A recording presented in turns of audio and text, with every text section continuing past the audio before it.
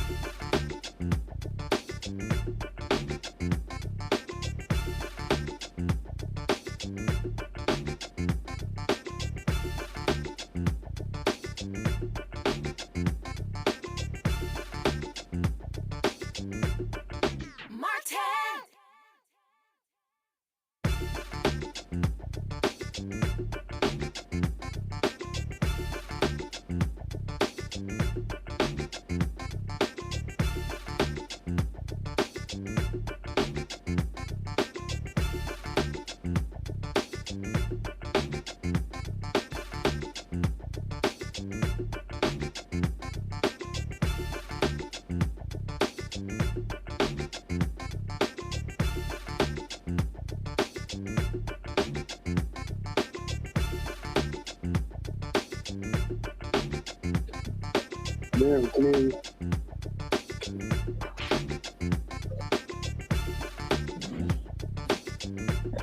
All right, Control, can you hear me clearly? Yeah, we can hear you. Everything's straight. Yep, I got a new mic. That's why I was just trying to make sure it can be heard. Yeah, we got you. Thank you. Not a problem. Thank you.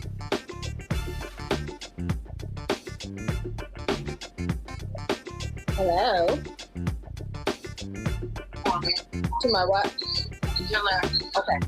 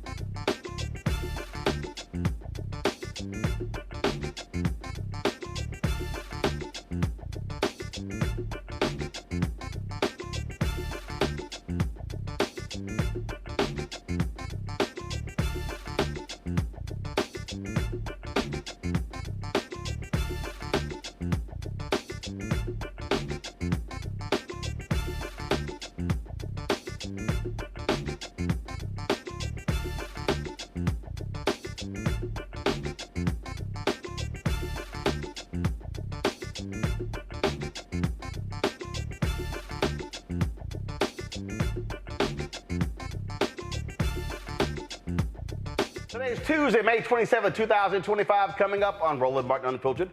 Streaming live on the Black Star Network. More updates on the Sean Diddy Combs trial. The government's lead prosecutor, Maurene Comey, now says the prosecution will rest its case after 5 weeks, 1 week earlier than expected. Legal analyst Candace Kelley will bring us the latest. CBS News anchor Scott Pelley went after the craziness happening in this country.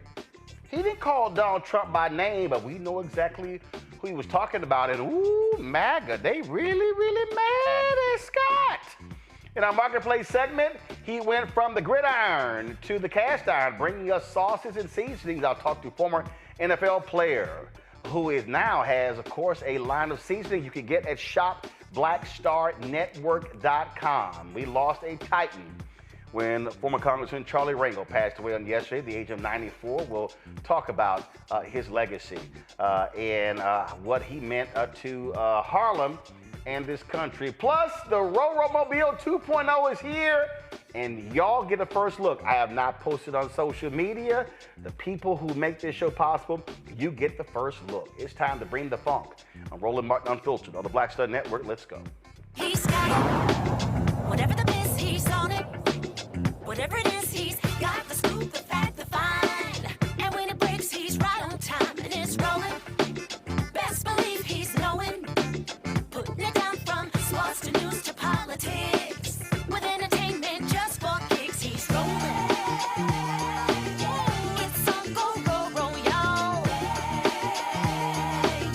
It's Roland Martin, Rolling with Roland now. He's funky, he's fresh, he's real, the best, you know he's Roland Martin now.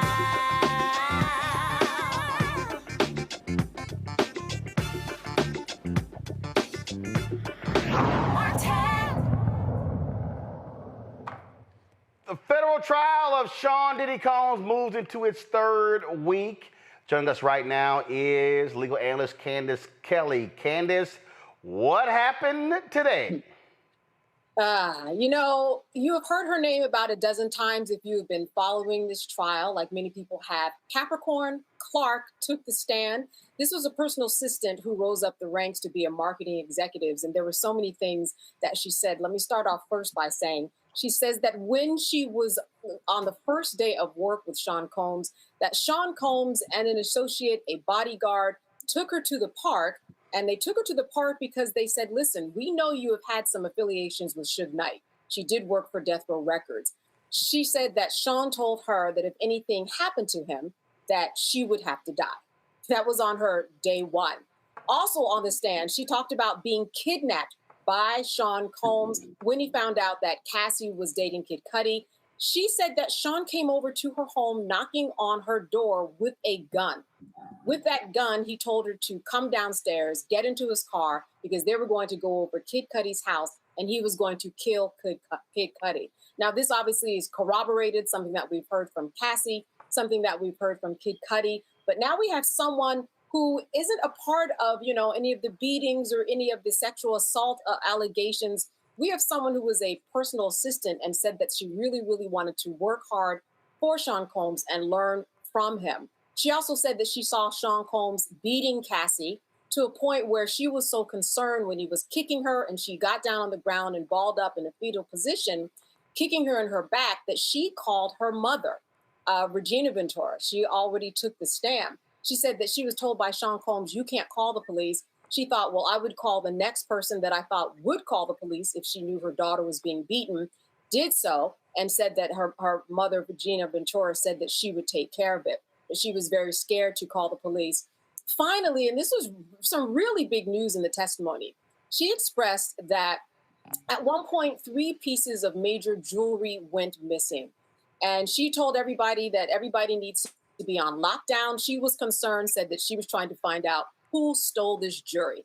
She then said that shortly thereafter, she was taken to an empty building. This was a building that was already purchased. It was going to become the headquarters of Bad Boy and other Sean Combs enterprises.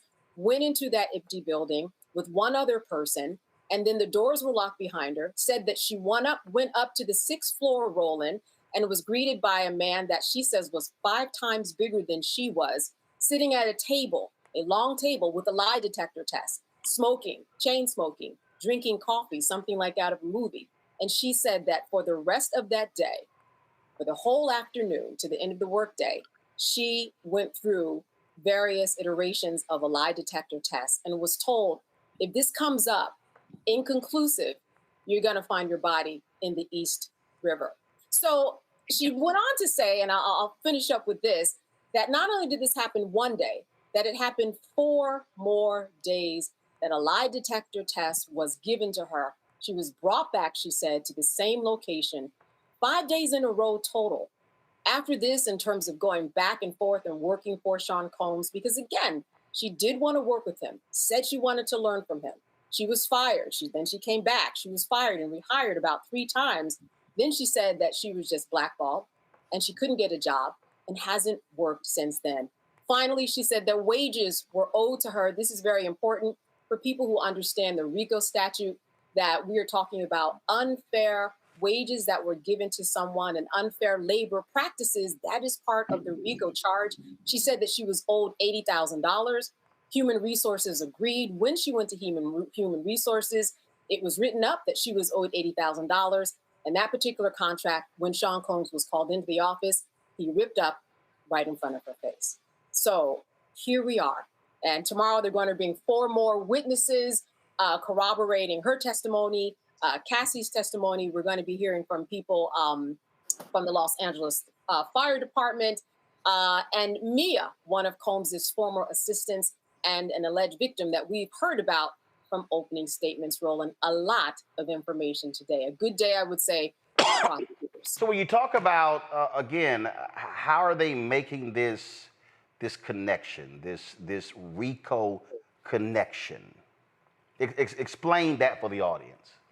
So listen, when you have a RICO charge, this means that, let's go back. In 1970, we know that the law was created. Many people know because of the mob. It was created in order to kind of circumvent this mob boss loophole where mob bosses were doing things and people were ordering things to do for people below them, but they weren't getting touched. So this loophole was closed with what we know as the RICO statute.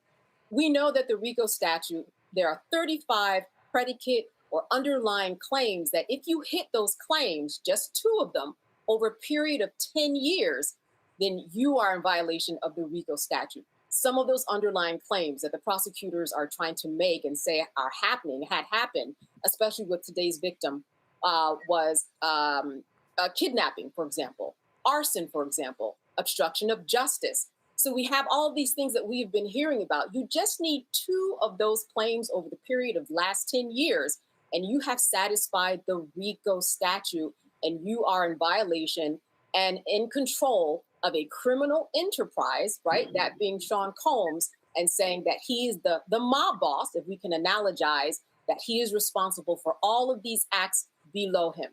He may not have thrown the Molotov cocktail, but they're saying he had the Molotov cocktail. Somebody do it for him. So that's where we are. And one thing to remember about RICO that's very important, and this is how you get people to testify on the stand, is that if you have a witness that, say, is a security guard, and within this enterprise that the prosecutors are alleging, there have been murders and arson, that security guard, that low-level security guard, is equally responsible for the murders and the arson. And this is how, through the statute, the feds get people to talk. And this is why they created this statute, to get that mob boss. They're really only worried about Sean Combs. The RICO statute was actually created for people like Sean Combs. Close that big mob boss loop in order to get to the head of all of the interactions. So the idea, again, with RICO is that you're not having... Early on, we talked about how, well, the prosecutors keep talking about domestic violence. What they're trying to say is there were a litany of crimes that it's alleged that Combs either ordered or participated in. So therefore, by hitting with a RICO charge and by saying that he is the boss of all of this, so all of these crimes, domestic violence, the cover-up, the beating folks up, blowing the car up, on and on and on, these are all crimes all underneath one RICO charge. They all do have a place within it, but in terms of the 35 underlying crimes that actually would satisfy RICO, yes, you are looking at The extortion, think about Regina Ventura's mother, who took out the $20,000 loan. The jury might see that as extortion. Many people would. The kidnapping. Well, today's witness said that she was kidnapped by gunpoint. That was corroborated by Cassie. Then you have obstruction of justice. Sean Combs has said several times, according to witnesses, don't go to the police. If you get to the police, I will get to you and you won't be happy about it. Unfair labor practices. This woman said that she was owed $80,000. He ripped up the contract. The way that people can look at this is this. Even if Cassie was not involved in this and there was no such thing as a free golf, Sean Combs potentially still could be going to jail for racketeering charges.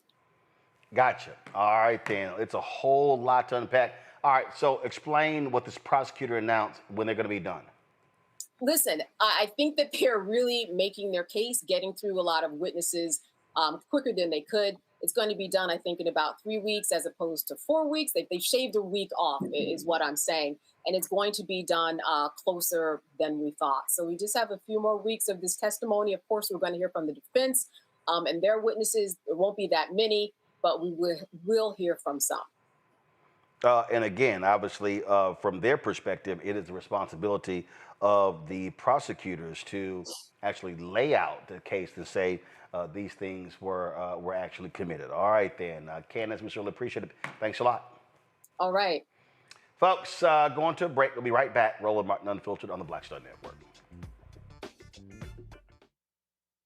This week on The Other Side of Change. We're talking sinners, we're talking the Met Gala, we are talking about Black and Asian solidarity just in time for AAPI Heritage Month, and we're talking with our brilliant friend Malavika Cannon. Nothing about these alliances is necessarily natural, except for the fact that we all are people who are trying to stay safe. Tune in only on The Other Side of Change on the Black Star Network.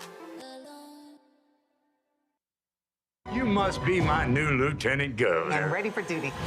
I think I can make a difference. Just be a good girl. I'm gonna need some dinner and a lot of wine. I really don't think that he thinks I'm qualified. What you gonna do? Pump my shoulders. When you want something and you earn something, you fight for it. Kids, do you know who this is? Mary J. Blige. I didn't know we was about to be attacked by all of Nick Cannon's kids at once. I'm Russell L. Honoré, Lieutenant General, United States Army, retired, and you're watching Roland Martin Unfiltered.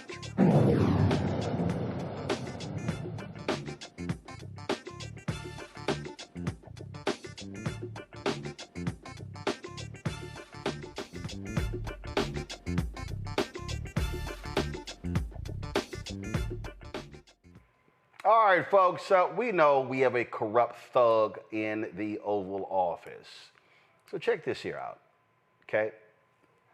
Donald Trump's family announces this multi-billion-dollar project in Vietnam. Guess what? The folks in Vietnam put it in a document that they fast-tracked this deal in order to negotiate lower tariffs.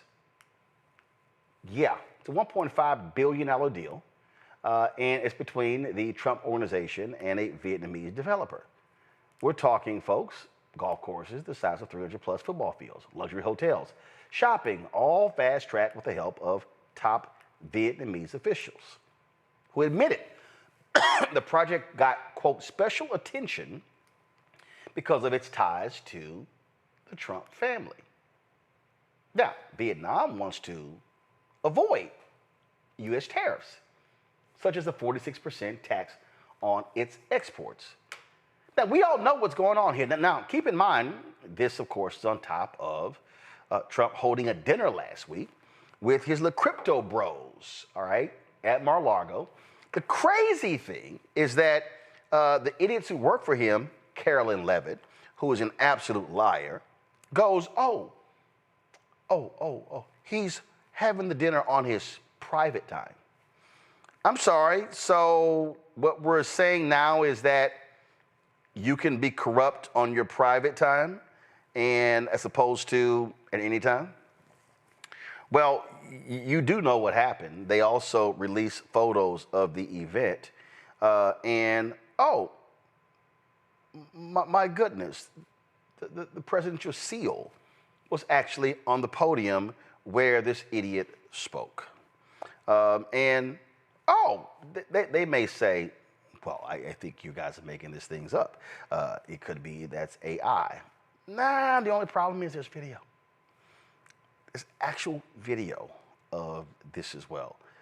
Do you now see where we're going with this? Folks, I've said it before. You have someone who is sitting in the Oval Office raping and pillaging this country and this world. He has grown his net worth by 40%. 40% of his net worth is a result of what happened after Inauguration Day. And the right, they're just silent. They're saying nothing at all. My pal, Dr. Avis Jones-DeWeaver, author of How Exceptional Women Lead, Unlocking the Secrets to Creating Phenomenal Success in Career and Life, co-founder and editor-in-chief, Max Blacks Media, joining us from National Harbor, Maryland. Dr. Mustafa Santiago Ali, former senior advisor for environmental justice at the EPA out of D.C., Cameron Trimble, CEO, Hip Politics and Media, and former White House senior advisor, joining us from D.C. I mean, it really is hilarious and shameful to watch all of this, how it plays out, Mustafa, and to listen to these idiots in the White House, as well as right-wing media. Oh, just like, oh, this is no biggie. It's no biggie, no big deal. I mean, saying nothing. Yet they yelled and screamed over a Hunter Biden piece of art. It's unbelievable.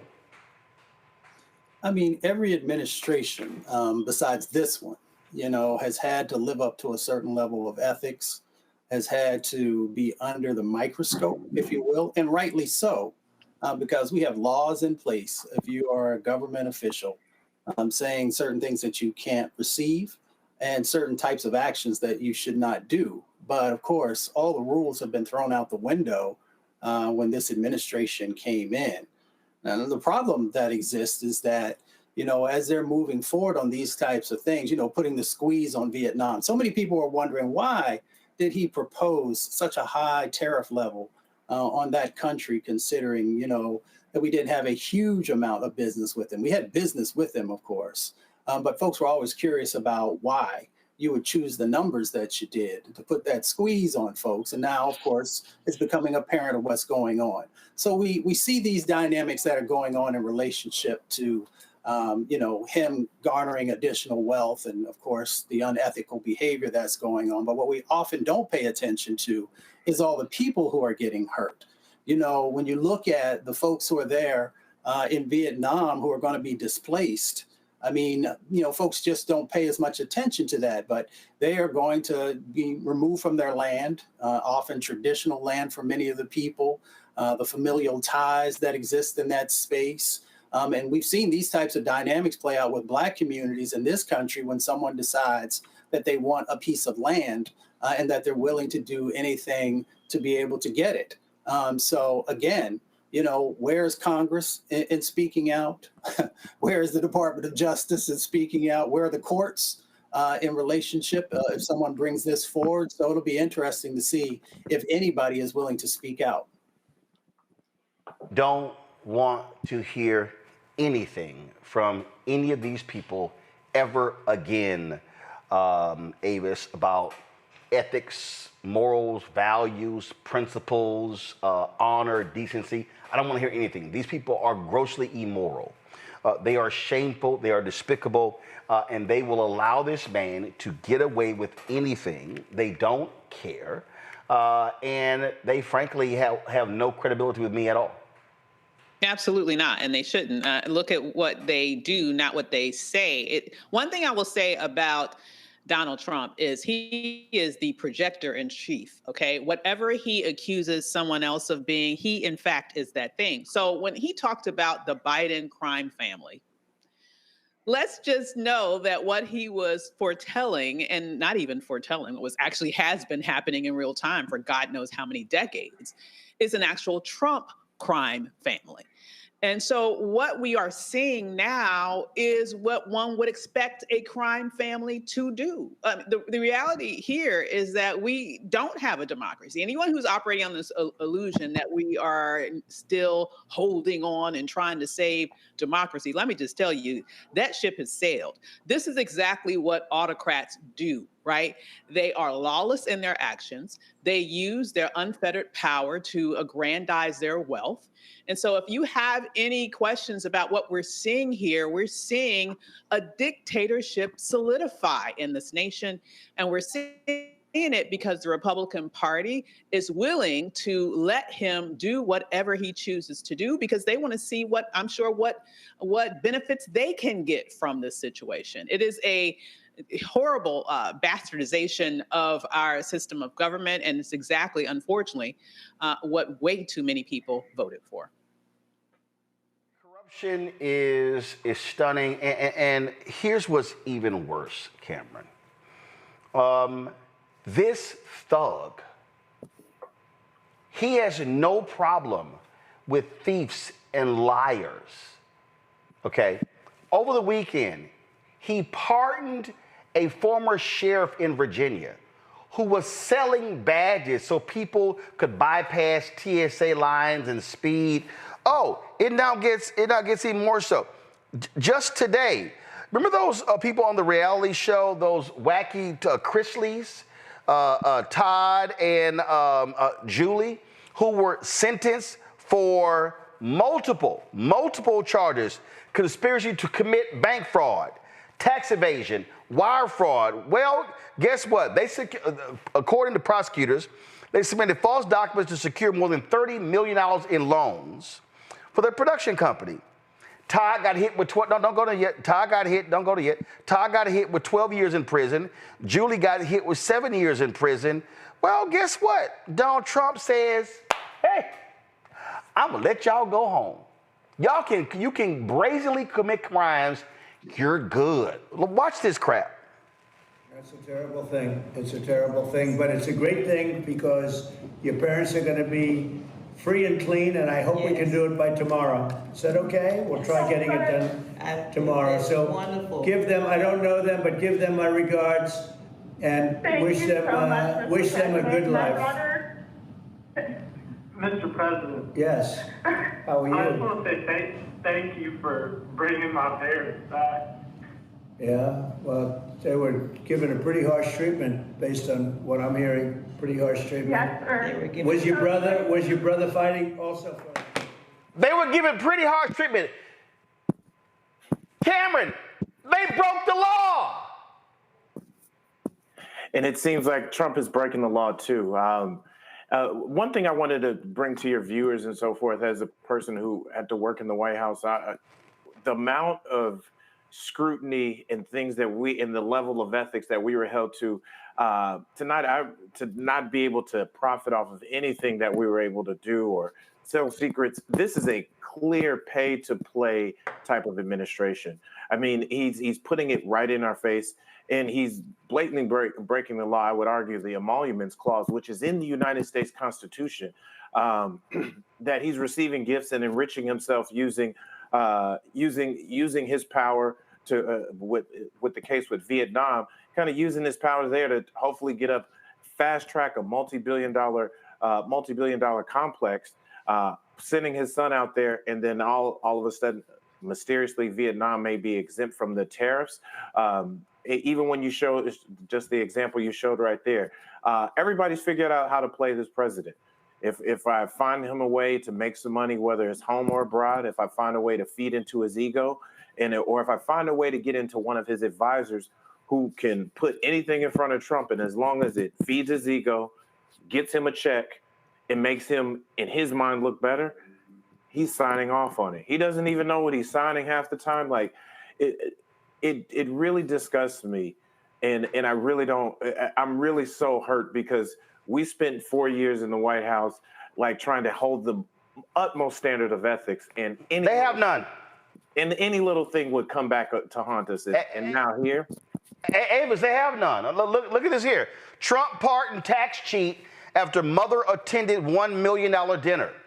Paul Walzak's pardon application cited his mother's support for the president, including raising millions of dollars in a connection to a plot to publicize a Biden family diary. There you go. Oh, it's no problem. Guess what? Give me money. I'm good. You're done. You get to get off. This is a picture of him and his mother.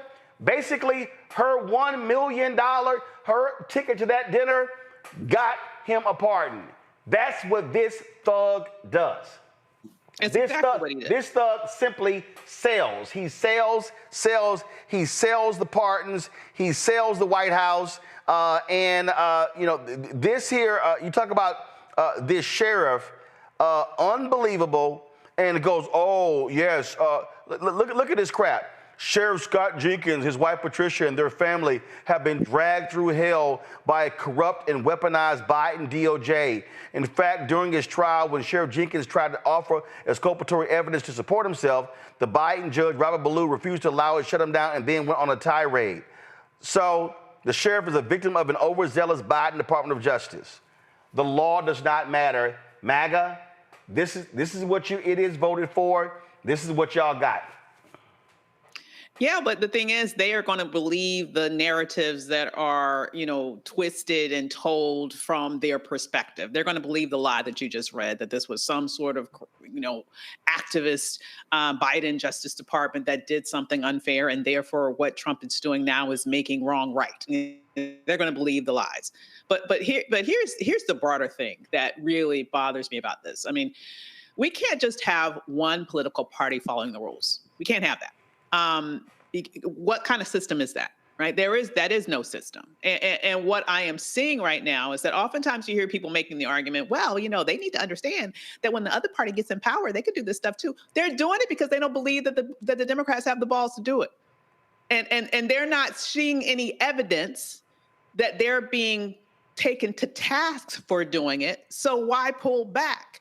And so they are just operating without any boundaries and without any limits and without any shame whatsoever, because that's who they are. That is their criminal essence. And I will just lastly say that he may have found the one business he cannot bankrupt. Okay, this is going to be the one business he can't bankrupt. Okay, definitely he can bankrupt this country, absolutely. But he has found a way. He has found a way that he can make as much money as humanly possible while in this position without having to suffer any consequences. And that's because he is not being kept to task, put to task by anyone. He is literally acting lawlessly. And unless we are able to figure out how we can get some boundaries onto him through some other sort of cases brought to the courts, because right now the courts are the last thing. It seems like that's the last barrier between him and utter, complete 1,000% lawlessness. That's the only thing that's holding what's left of our rule of law together right now. But we all know that's strongly under attack by this administration as well. I mean, Mustafa, listen to the sheer arrogance and the I don't know of so-called Christian House Speaker Republican Mike Johnson. Big Tapper clips or any CNN clips, but I got to play this one. You oversaw, as Speaker, a congressional investigation into President Biden's ties to his son Hunter's questionable business dealings to enrich him. You seem to think it was your responsibility to look into this sort of thing then. Yeah, Jake, the big important distinction, the Biden crime family, as they were named, earned that title. Why? Because they used shell companies, fake LLCs, series of what appeared to be money laundering operations, and Hunter Biden, of course, with his difficult past and the corruption in his past, the family on the public dole, or on the president's dole. The president lied about his involvement in the business dealings, all of that. The evidence just piled up. And by the way, at the same time, time, the evidence of his diminished mental capacity, subject to your book, of course. I wish it had been published a year earlier, because everybody saw it. Everybody saw what was happening. He used the auto pen. And by the way, there's investigations right now going on in the House. Jamie Comer and the Oversight Committee will be investigating the use of the auto pen, when the president's mental capacity declined, and whether all those things are even legally valid now, given the obvious fact that he was not the one making the decisions. It's huge implications from all this. And so I think the American people had reason to doubt, and we had great reason and I think a responsibility to investigate those things. The difference, of course, is that President Trump does everything out in the open. He's not trying to hide anything. There's no shell companies or fake LLCs or fake family businesses. He's putting it out there so everybody can evaluate for themselves. On the book, I wish the more than 200 people that talked to me and Alex Thompson, my co-author, after Election Day, I sure wish that they had talked to us a year ago. I agree with you on that. But on this matter with the crypto, shouldn't we at least just know who was at the dinner? Wouldn't you want to know that list of people? I guess. I mean, again, I don't know anything about that dinner. Okay. I do know that President Trump is the most transparent president in the most transparent administration probably in history. He has nothing to hide, and he's out there trying to advance America's interests. That's what America First policies are all about, and that's what our big reconciliation bill will deliver for the people. We're really proud of the product. Mr. Speaker, I know you have a lot of military veterans and Gold Star families in your congressional. So that's how we let him answer that. Wow. Oh, Trump has nothing to hide. I mean, he's doing out in the open. You're right. His corrupt ass, Mustafa, is doing right on the open. But to go, I don't see a thing. I mean, Trump's not creating shell companies. Yes, he is.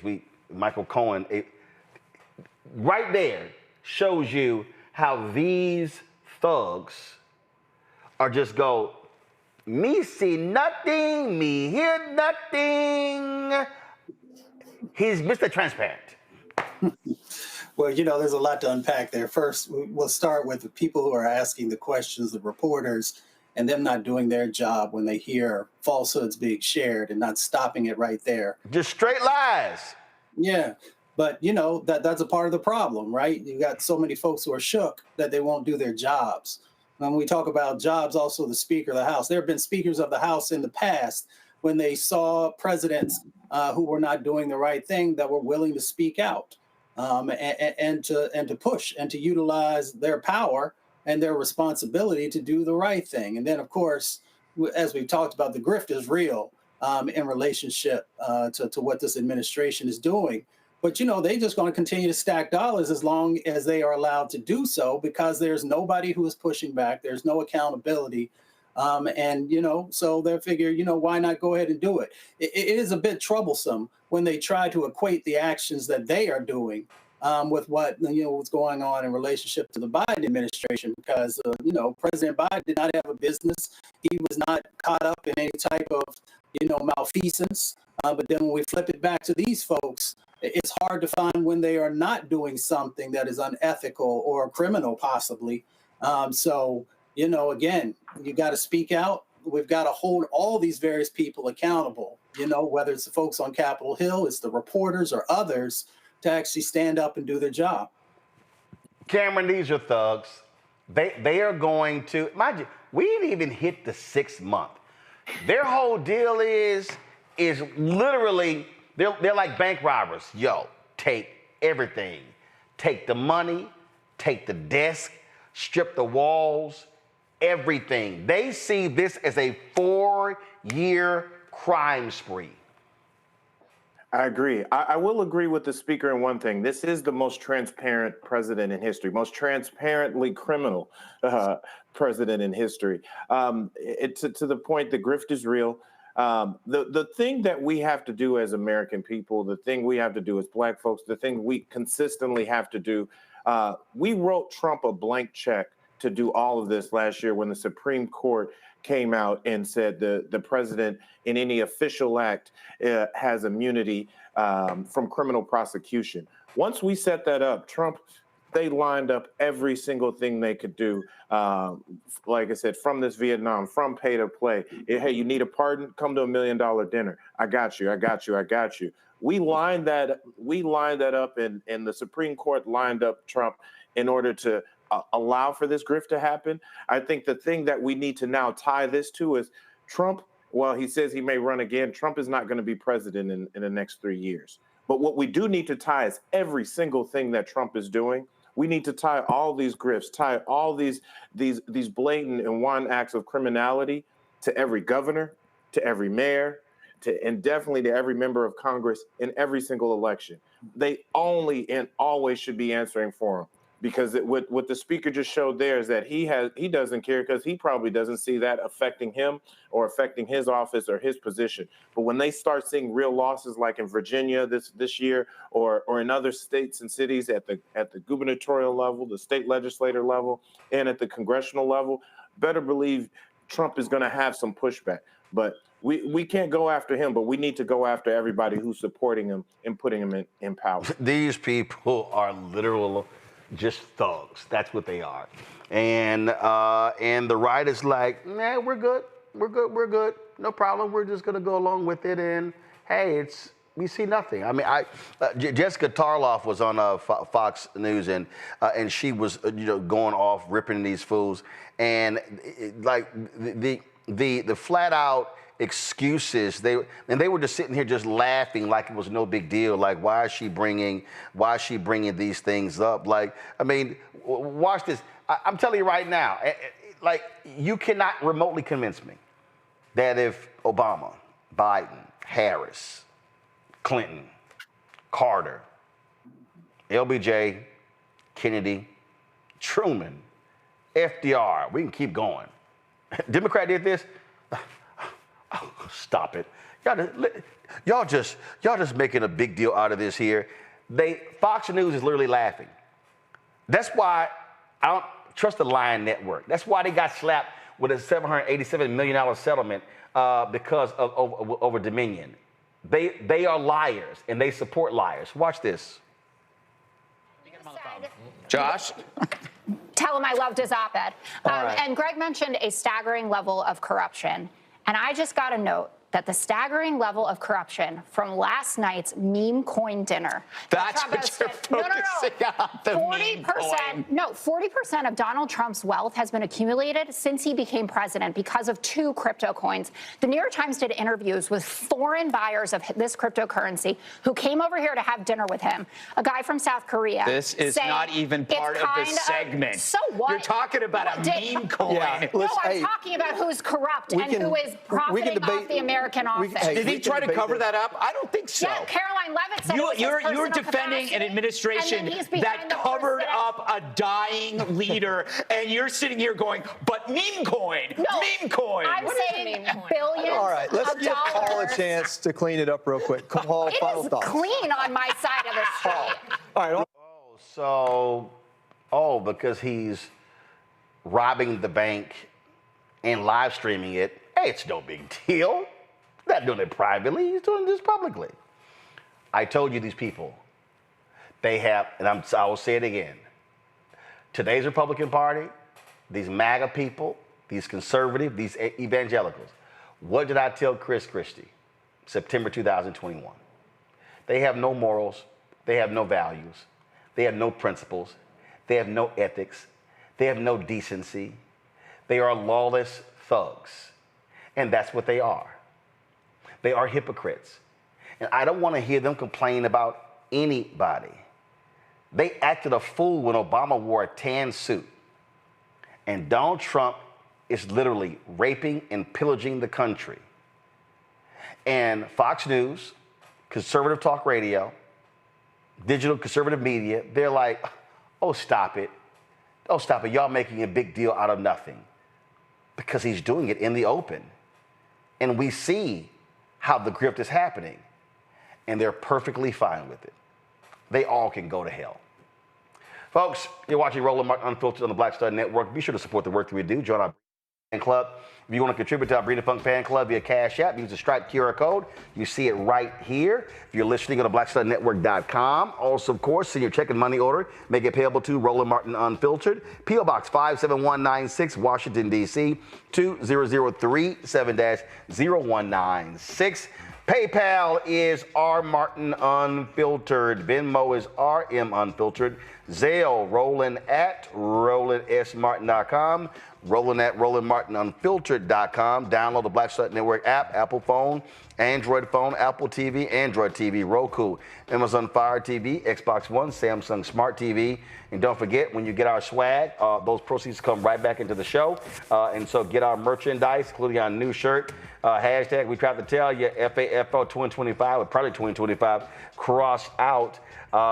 Please go to RolandMartin.creator, RolandMartin.creator-spring.com, RolandMartin.creator-spring.com. And in the next hour, I have not posted this on social media.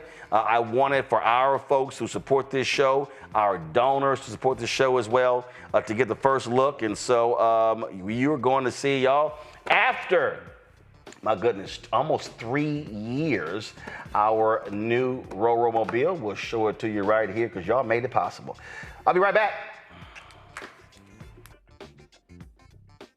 Now streaming on the Black Star Network. In France, me and Tony, and accidentally went to the Louvre, right? But I had never been, and I saw a side door. And we got off the little bus. I said, come on, Tony, let's go to the Louvre. I mean, I'm just like, let's go to the Louvre, right? We're here. This black girl is at the door with this white guy, black African girl. And she says, oh my God, Vanessa Bell Calloway. And I'm like this, you know me? And come to find out we were at the wrong door. But she said, I'm gonna let you just go in here.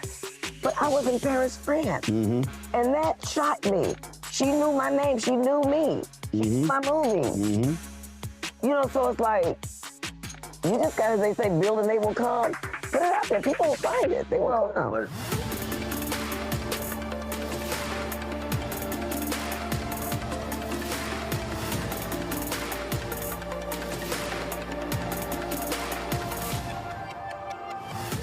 Hey, this is Motown recording artist Kim. You are watching Roland Martin Unfiltered.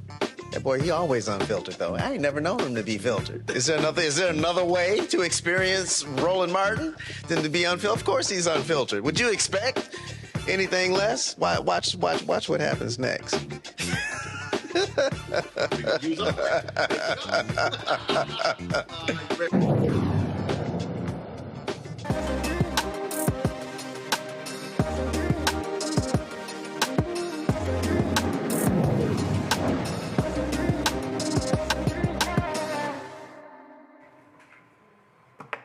All right, folks, this entrepreneur knows all about faith, family, and flavor. Reggie Kelly may have made a name for himself on the football field, 13 seasons in the NFL, but his heart has always been in the kitchen. Born and raised in Aberdeen, Mississippi, Reggie grew up surrounded by love, lessons, and soul food. After hanging up his cleats, he and his wife took the family tradition and turned it into a booming business. Kyvan Foods, named after their kids, rooted in the recipes that brought their families together. Joining us right now is the founder of the company, Reggie. How you doing? I'm doing great, Mr. Martin. How's it going, my friend? Doing great. First off, is it Kyvan? Pronounce it, please. It's Kyvan Foods. Kyvan Foods. So when did you start it? Well, we started the business in 2011, and you know, when I was a kid, I grew up next door to my grandmother Roland, and my family always told me, "Baby, when you cook, make sure you do it with love." So I've always longed to pass down to my kids, Kyla and Kyvan, and to everyone the gift that's been passed down to me, an appreciation of good food. So, what type of food do y'all have?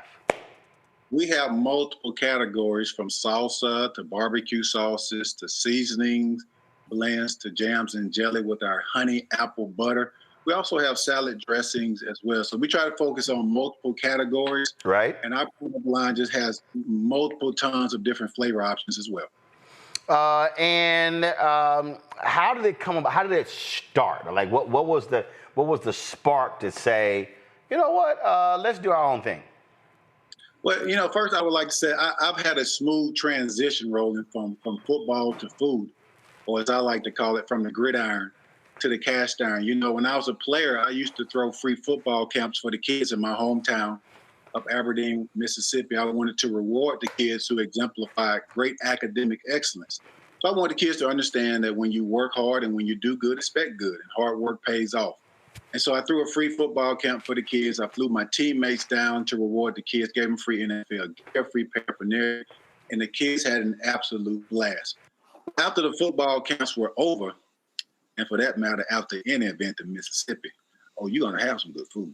So my family and my wife's family cooked for all the volunteers. And I tell you, my teammates couldn't stop raving about our family recipes to the point. When one of my teammates' wife called my wife and said, you guys really need to do something with these family recipes. I had no interest in being an entrepreneur, had no interest in the food industry. As a matter of fact, around that time, my head coach, Marvin Lewis, convinced me that my next plan of action should be an NFL executive or either the league office in Manhattan or be in basically the front office of an NFL franchise. So that was the course of action that I wanted to take, but mulling it over and talking to my wife over and over again, we decided to become entrepreneurs and then name this business after our kids. So the word Kyvan basically comes from our kids. My daughter, her name is Kyla. My son's name is Kyvan. We combined the two to come up with Kyvan. So just like any parents, we want to leave a great legacy behind to our kids, a tangible legacy behind to our kids. We're definitely trying to do that. What year did you open the business? 2011. 2011. So here we are now in 14 years. Greatest lesson you learned last 14 years? Marketing. Obviously, marketing a brand is definitely the life, and it's also definitely can be the death of a business. And you have to make sure that you establish great relationships. Through marketing, we do understand that some of the big brands, the Fortune 500 companies, they have the working capital, right? Also have the personnel, they have the experience, they have the marketing strategy to ensure that they're going to have longevity and sustainability within their company. But one time long ago, they were small companies as well, and they had to figure it out. And so for me, my company being a small company, we had to figure out the marketing piece. We had to find our hero product. I liken it to a franchise quarterback. We had to find the actual demographic of people to market our brand to, and then the correct content that's going to encourage consumers to take a chance on our brand. And if we do it right, which we have done it right, it equals to great ROI, customer acquisition, and a high customer retention rate. Now, are you in stores or are you doing direct to consumer? We do both. So the thing that I really like, the sector that I really like, or the industry that I really like, Roland, is the food service industry, where we service a lot of hotels like the Hilton, Hyatt Regency. My biggest distributors are Cisco and then also U.S. Foods. So that's the sector that I really like, shipping our bulk products to executive chefs. And then they come up with creative plans to come up with creative menu items using our products, creating masterpieces. I really enjoy that. We also focus on online and e-commerce platform. And yes, we do also do business with brick and mortar retailers. Questions from the panel. Let's see here. Avish first. You know, you said something about your origin story, those after camp good eating that people were having in Mississippi. So I'm just curious, because I know y'all do it right in the South. So I'm just curious, what's your favorite product that you sell? And what does your family make that you absolutely love? You know, I get that all the time. And I would liken it to a parent, right? A lot of people ask me, as far as with my food company, what is your favorite product? What is the best product? Well, sometimes, you know, if somebody may ask a parent, who is your favorite child? Well, I'm not Deion Sanders. I'm not going to say that. Both of my kids are absolutely my favorite. So when it comes to my food line, they're my babies too. And they all are my favorite. But I will say this, our mild honey apple salsa is our hero product. That's what we started the brand with. And why don't you just take a trip with me?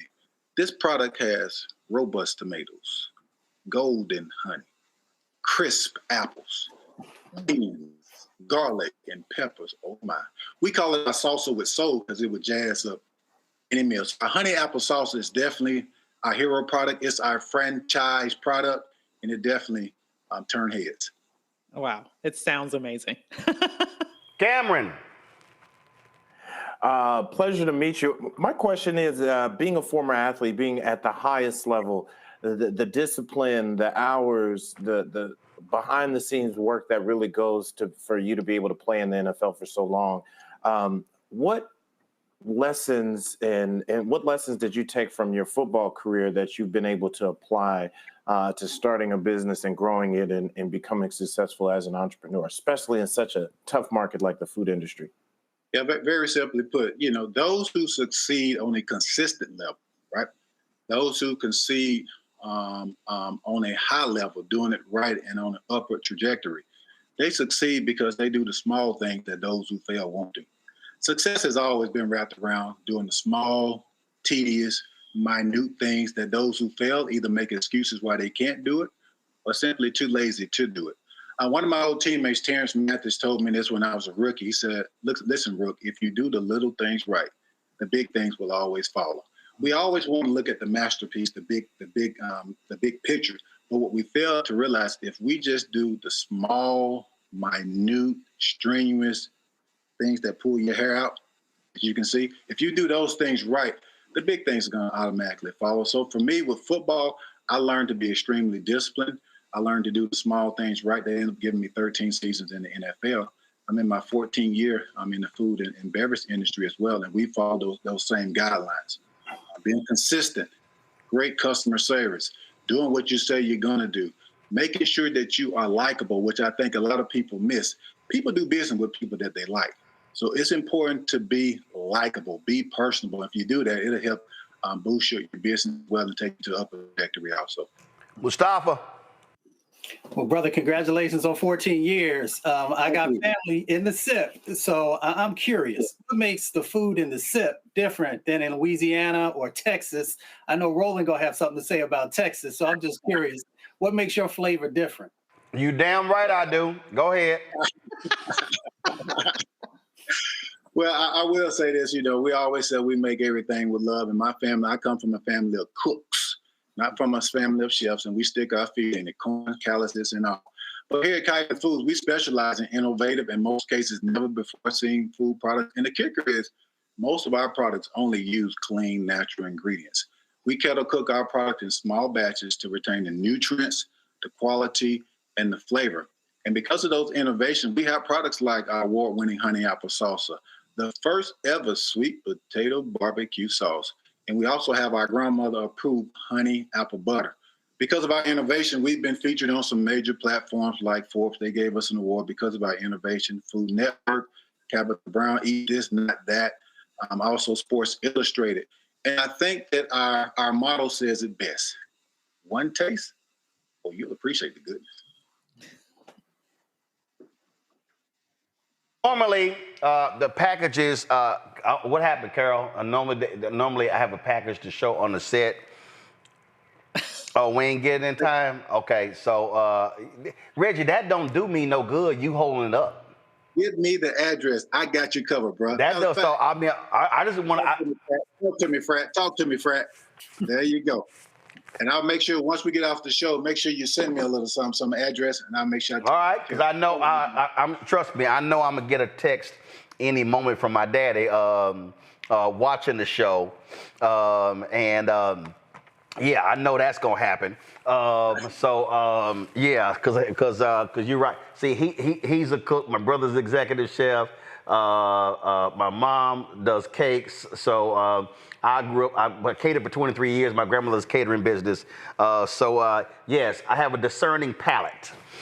So we gonna have to, I'm gonna have to check out these products. And so you said, let's see, Honey Apple Delight, let's see here, and then gourmet barbecue sauces and rubs. So folks, if y'all go to shopblackstarnetwork.com, y'all see the products right here.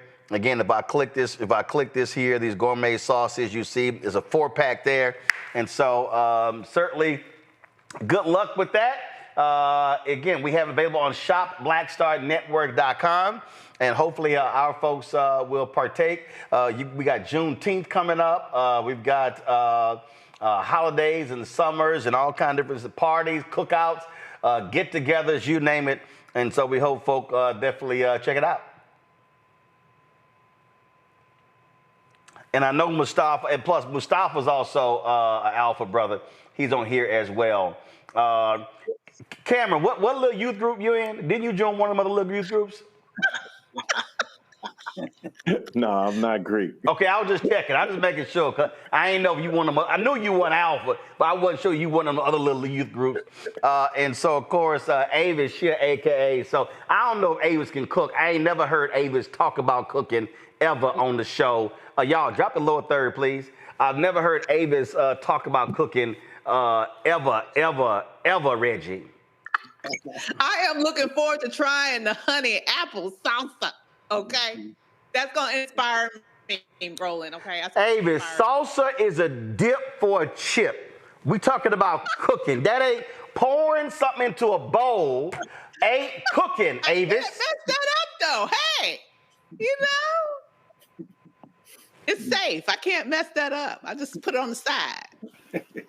Man, right at this moment, I'm just feeling Florida from Good Times. Damn. All right. Reggie, I appreciate it. Thanks a bunch. And also, I take it Black and Old Gold have also been supportive of your company? Oh, absolutely. Absolutely. We just celebrated our 50th anniversary, the Capital Beta chapter at Mississippi State University. The customers are always looking at. All right, then. Well, I'm looking forward to trying the products. Good luck, 06, and keep doing well. Of course, next year you got your 15th anniversary. Absolutely. Sounds like a plan. 06, appreciate it, man. I appreciate it. Thanks a lot. Again, folks, y'all, please check it out. Go to shopblackstarnetwork.com. We have their products on there. We had the other, of course, the last week we had other folks on here. Again, these are Black-owned companies, y'all, and you see them all right here. Renegade Golf, of course, golf balls. Ezra Coffee, Batoy Sweet Treats. We're going to be talking to Nicole Ari Parker soon about her gym wrap. So this is what we created. Again, shopblackstarnetwork.com. All right, y'all, going to a break. We come back. We're going to talk about CBS's Scott Pelley drops the truth. Ooh, MAGA is in their feelings. Yeah, I can't wait to show y'all this. And also, oh my God, a Texas state rep embarrassed these fake Christians in Texas when it comes to forcing teachers to post the 10 Commandments in their classrooms. Man, wait till we show you that video as well. And, of course, Roro Mobile is here. Y'all get a first look. All I posted on social was a photo. Our supporters, the people who watch this show, people who donate to this show, your dollars made it possible for us to get our new vehicle, for us to be able to broadcast on the road, and y'all get to see it first right here on the Black Star Network. Now streaming on the Black Star Network. In France, me and Tony, and accidentally went to the Louvre, right? But I had never been, and I saw a side door. And we got off the little bus. I said, come on, Tony, let's go to the Louvre. I mean, I'm just like, let's go to the Louvre, right? We're here. This black girl is at the door with this white guy, black African girl. And she says, oh my God, Vanessa Bill Calloway. And I'm like this, you know me? And come to find out we were at the wrong door. But she said, I'm gonna let you just go in here. But I was in Paris, France. And that shocked me. She knew my name, she knew me. My movie. You know, so it's like, you just gotta, they say, build and they will come. Put it out there, people will find it, they will come.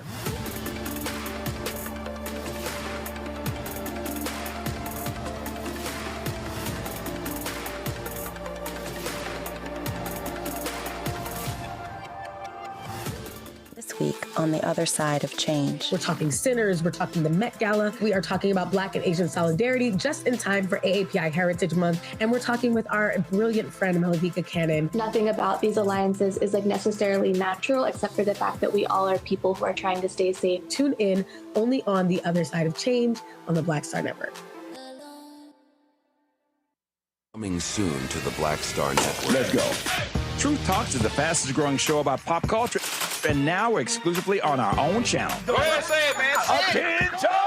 We're back. We gotta stop letting this slide. Bigger and stronger than ever. I mean, I just have questions. Season 2 is reloading May 26th at 8 p.m. Eastern Time. What's up? with new hosts. Let me tell you what damn time it is. And big celebrity surprises. Kiss my behind. It's Oprah Winfrey. Subscribe today at Truth Talks Live. Give black people what they need, and we'll show them for you. And don't miss out on all the upcoming viral moments. Simulcasting weeknights at 8 p.m. on Roland Martin Unfiltered and Black Star Network and Truth Talks Live. I'll see you there. What's up, y'all? This is Wendell Haskins, a.k.a. Win Hogan at the original T-Golf Classic. And you know I watch Roland Martin Unfiltered.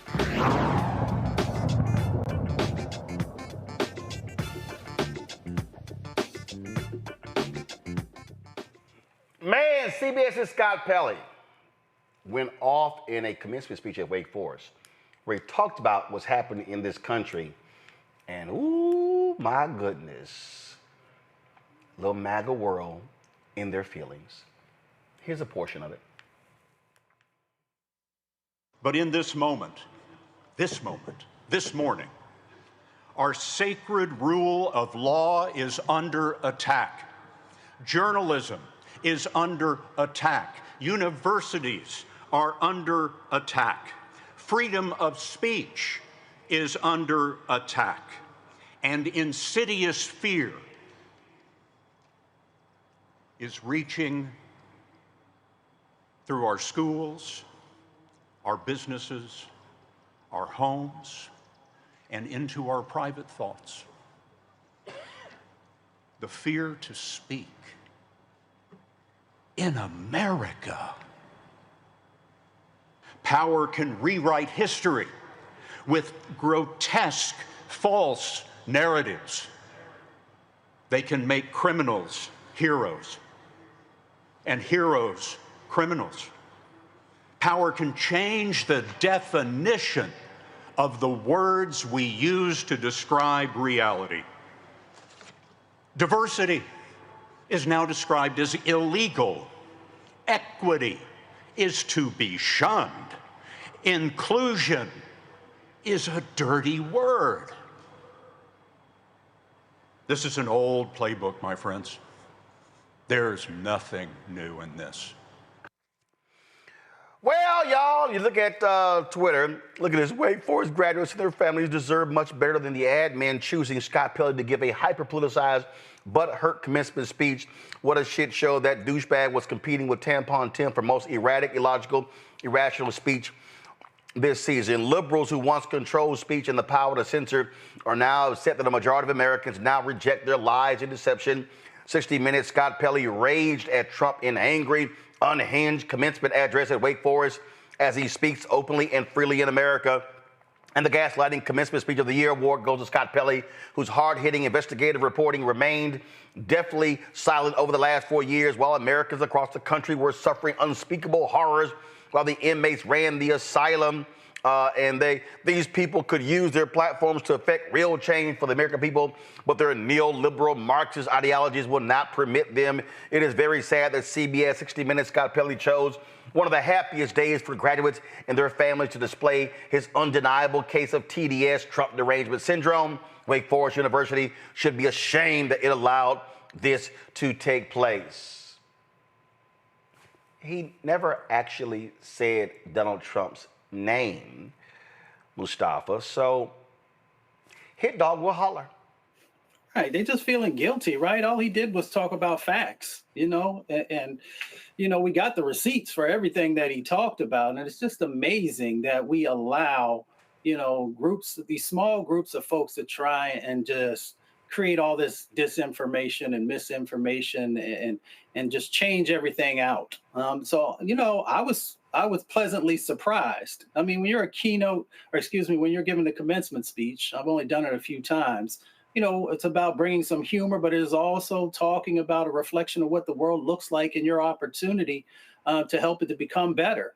He called out the challenges that are in front, but he also, if you watch everything that he said, talk about our own personal responsibility in this moment to make change happen.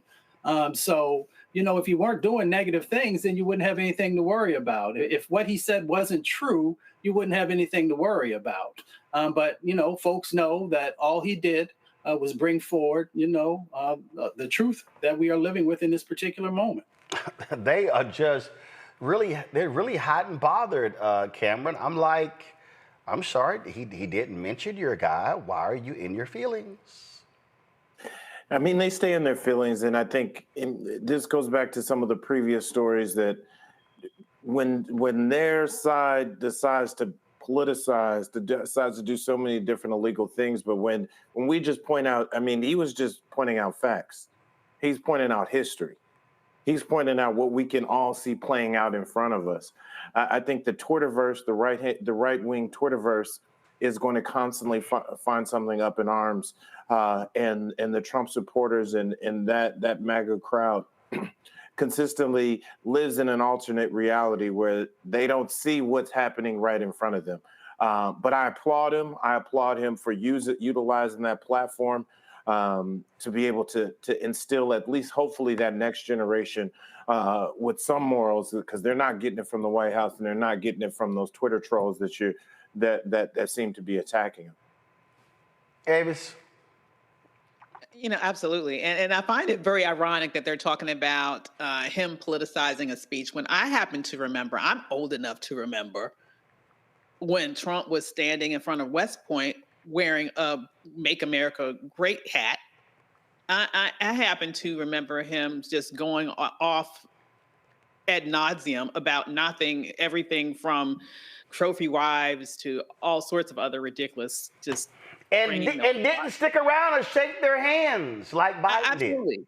He had to rush back because of some crisis that ended up being him running around on his own damn golf course. Okay. Yep. So that's who we're talking about. And the last thing I will say super quickly is the fact that, quite frankly, their response made everything that he said, it provided an example of everything that he said in terms of how they make right wrong and wrong right, how they make up lies and just decontextualize things. Exactly what he said in his speech is actually what they proved by their off the rails reaction. Yeah, I mean, it's truly amazing. Now, you watch News Nation, right-wing network, y'all. That's what it is, okay? And they have Leland Vittert, formerly of Fox News, on their network. Well, guess what? He had this sister, Tashidi Madia, who is a South African journalist who, let's just say, she had to gut check all the lies this fool was saying. I don't think Vitter's even been to South Africa. He damn sure ain't read nothing about South Africa. So if y'all want to see a fantastic job, now this is all following, of course, the president of South Africa, Cyril Ramaphosa, coming to the White House and meeting with that idiot Trump, who then showed him some videos that was a lie, some photos that were from the Congo, and all this sort of stuff like that. And he was just straight up lying. And so she had to check Leland, and boy, this was masterful. Welcome to the program. Thank you. Thank you. Were you surprised when you saw that? No, not necessarily. I was amused by the latest gimmick, for sure, but surprised not so much. I think the South African delegation, South African journalists have been talking about it. We knew the president would walk into some sort of trap. It's not surprising. The invite was there.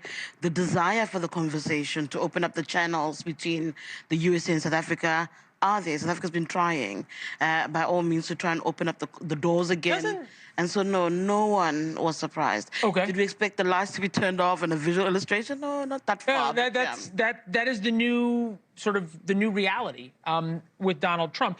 The issue here, I think, is an important one about what is actually happening in South Africa. Is it true that white farmers are being killed in South Africa? It's an interesting way that you've asked that question. I don't think the issue is what's happening in South Africa. I think the issue is what's being peddled about what's happening in South Africa. If you watch today's engagement, let me get to the point first. If you watch that entire engagement, the recognition, the painful recognition, the startling truth of crime in South Africa, violent crime, was actually uttered by everybody there from South Africa. Is it targeted towards a specific group? Is it an ethnic cleansing? That's the question, right? Based on what's been said about South Africa the world over, at least people aligned to Donald Trump and Elon Musk. That's not a fact. Okay, so we don't deny that there's a lot of violent crime in South Africa, right? Across seven times the murder rate. Across the board. Okay, so the issue is whether or not, I guess, whites are being targeted disproportionately. Is that what you're taking issue with? No, that would be the claim. The issue is that the claim is falsehood. White people are not being targeted, Leland. Nobody. So when crime is Julius- experienced by when everybody, Julius not just Malema white people. was chanting, kill, kill, you have to kill to be part of a revolution, on and on. He was talking about killing blacks or killing whites? Do you need the context of what that song is? Because you can't take out the context of what that is. That is actually important. It cannot be that he's giving an instruction when that's not the fact. I think we do need to take into consideration the context. What he's chanting is an anti-apartheid song that was sang by leaders in the lead up to apartheid. The back and forth today about that song is whether or not it's relevant in modern day South Africa. Should we still be singing that song? If there's a grouping in the country how can you be that feels otherwise. How can somebody be defending singing a song that's talking about killing other people? I'm not defending singing the song. I'm saying to you that's the conversation that's. So don't you think white farmers would be scared when they heard that song? And that's the question that's being put to Julius Malema. I said to you that conversation is happening. It's put to Julius Malema that when you do this, this is what we worry about. But when you look at how long he's been singing the song and whether it correlates with the numbers of farmers under attack, particularly white people, it's not there. People who are being attacked on the farms are farm dwellers and farm workers. That's also a reality that's got to be. White farmers are not being targeted or white farmers are not being killed. Why are so many who have big land holdings willing to give up their entire lives to come to America? Where are they? Show them to me. We had them land. Those 49 people are not farmers. There are plenty of reports from South Africa that many of those are not farmers. Those are chances. Please, again, show me the evidence. Those are people taking an opportunity. America's giving them an opportunity. You're saying they're not farmers. I'm just trying to figure this out. You're saying that your president has not in any way targeted whites, even though Elon Musk, who was there, can't get a license for his business. He was where? In the Oval Office. He was in the Oval Office. He's never been to South Africa. When was the last time Elon Musk was in South Africa? But he can't get. When was the last time he was in South Africa? His father, Elon Musk's father. I'm not talking about when he was there. No, hold on. I want to also make you understand one thing. The accusation is that many whites cannot get licenses to do business, among them Elon Musk. So we're being forced to undermine our transformative laws. We must be okay with a South Africa with a majority that is denied of their own land, with the majority is deprived of access to economic transformations and means of production. We must be okay and not move the needle in any way to try and fix that. We must be okay with South Africa being labeled the most unequal country in the world and not try and do anything to rectify that. Because that's what that argument says. No, but the fact of the matter, there are laws. The fact of the matter is there must be bent for an individual. No, That is what the question is. But if you make laws that target a certain race, don't. But there are none of those. Where are those, Leland? You're calling me as a journalist from South Africa, and you're putting those to me. I'm asking you for the proof. Donald Trump today, I'm sorry, I'm going to have to lecture a little bit. Donald Trump today called us in there, saying he's got proof of a genocide. South Africa's gone to the ICJ saying that they believe Israel is committing a genocide in Palestine. But they put evidence on the table. They put evidence on the table.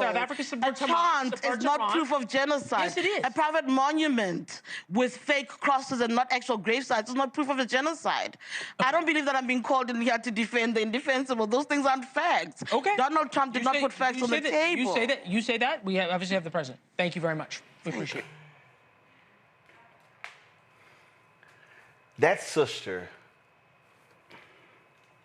if you work on Leland Vitterd's show, if you are an executive at News Nation, you should be utterly embarrassed by what you witnessed.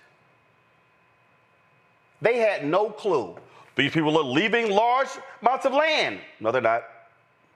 Well, we had them at the airport. Who are they? No facts, no nothing. That's the sheer stupidity of mainstream white media, Avis. Well, I don't believe it's stupidity. I think it is intentional misdirection and redirection. What I find very interesting is that all of this concern about this myth of white genocide and the fact that you have a president who has basically said, if you are of color, the doors are closed. I don't care what's happening in your country. I don't care if your life is in danger. I don't care if you're facing famine, war-torn situations. You can't come here. But these unknown white folk who benefited from damn near half a century of apartheid get to come here. Sight unseen, proof not necessary. They get to come here. And what I find interesting is during apartheid, This country did not give that open door, that place of receipt in terms of allowing people to escape real murder, oppression, unlawful imprisonment. They didn't provide that to Black South Africans who were being oppressed by the white Afrikaners.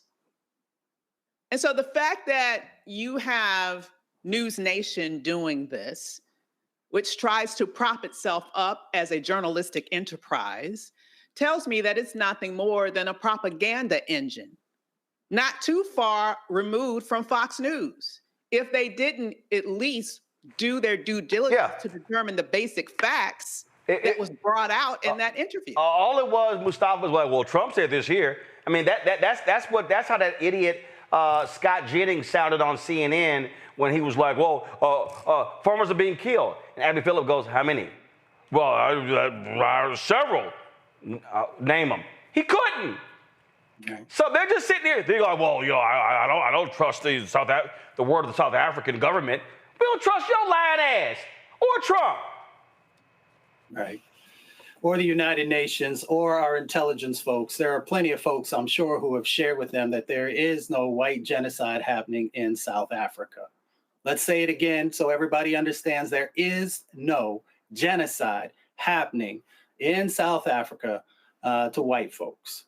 And because, so there's two different dynamics that are here. One, either the president has received terrible information and whoever gave it to him should be fired, or he intentionally is lying to the American people. I'll let folks decide for themselves which one of those is the dynamic.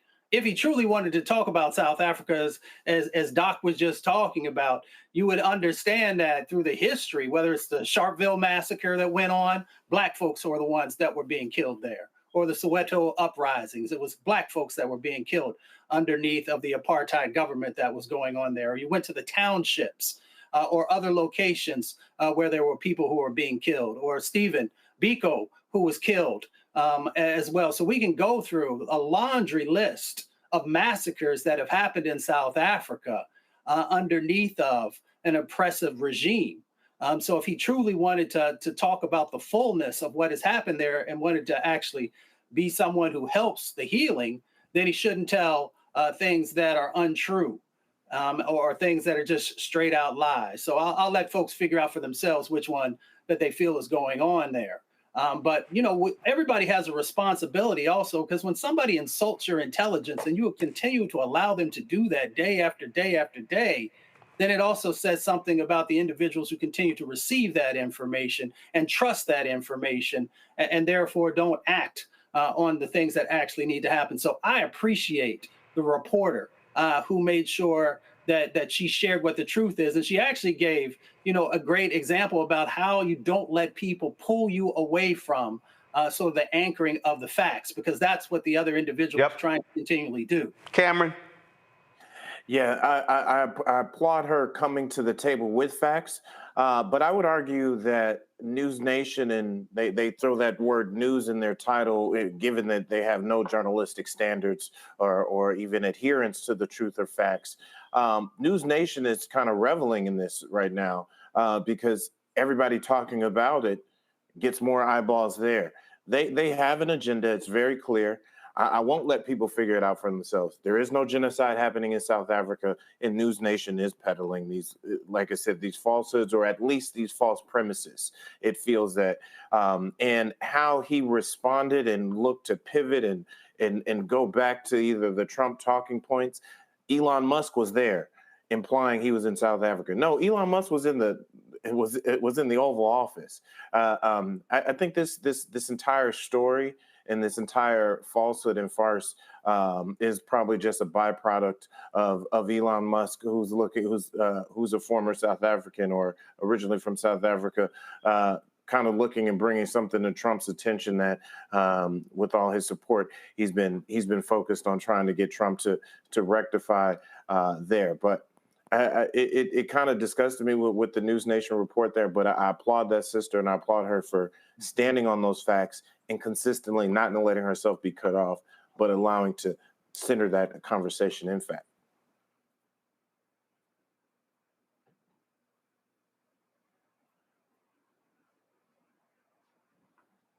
Just love to claim they love Jesus, y'all. We're going to go to a quick break. We come back. Wait till I show y'all how they got owned by a Texas state representative over the 10 Commandments. They're really stupid. Back in a moment.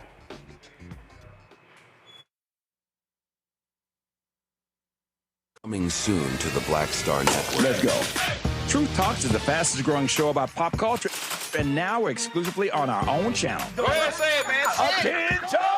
We're back. We gotta stop letting this slide. Bigger and stronger than ever. I mean, I just have questions. Season 2 is reloading May 26th at 8 p.m. Eastern Time. What's up? With new hosts. Let me tell you what damn time it is. And big celebrity surprises. Kiss my behind. It's Oprah Winfrey. Subscribe today at Truth Talks Live. Give black people what they need, and we'll show them for you. And don't miss out on all the upcoming viral moments. Simulcasting weeknights at 8 p.m. on Roland Martin Unfiltered and Black Star Network and Truth Talks Live. I'll see you there. This week on The Other Side of Change. We're talking sinners, we're talking the Met Gala, we are talking about Black and Asian solidarity just in time for AAPI Heritage Month, and we're talking with our brilliant friend Maurene Comey. Nothing about these alliances is necessarily natural, except for the fact that we all are people who are trying to stay safe. Tune in only on The Other Side of Change on the Black Star Network. Hatred on the streets, a horrific scene, a white nationalist rally that descended into deadly violence. White people are losing their damn minds. As an angry pro-Trump mob storms the U.S. Capitol, we've seen shooting. We're about to see the rise of what I call white minority resistance. We have seen white folks in this country who simply cannot tolerate black folks voting. I think what we're seeing is the inevitable result of violent denial. This is part of American history. Every time that people of color have made progress, whether real or symbolic, there has been what Carol Anderson at Emory University calls white rage as a backlash. This is the rise of the Proud Boys and the Boogaloo Boys. America, there's going to be more of this. Here's all the Proud Boys, guys. This country is getting increasingly racist in its behaviors and its attitudes because of the fear of white people. The fear that they're taking our jobs, they're taking our resources, they're taking our women. This is white fear.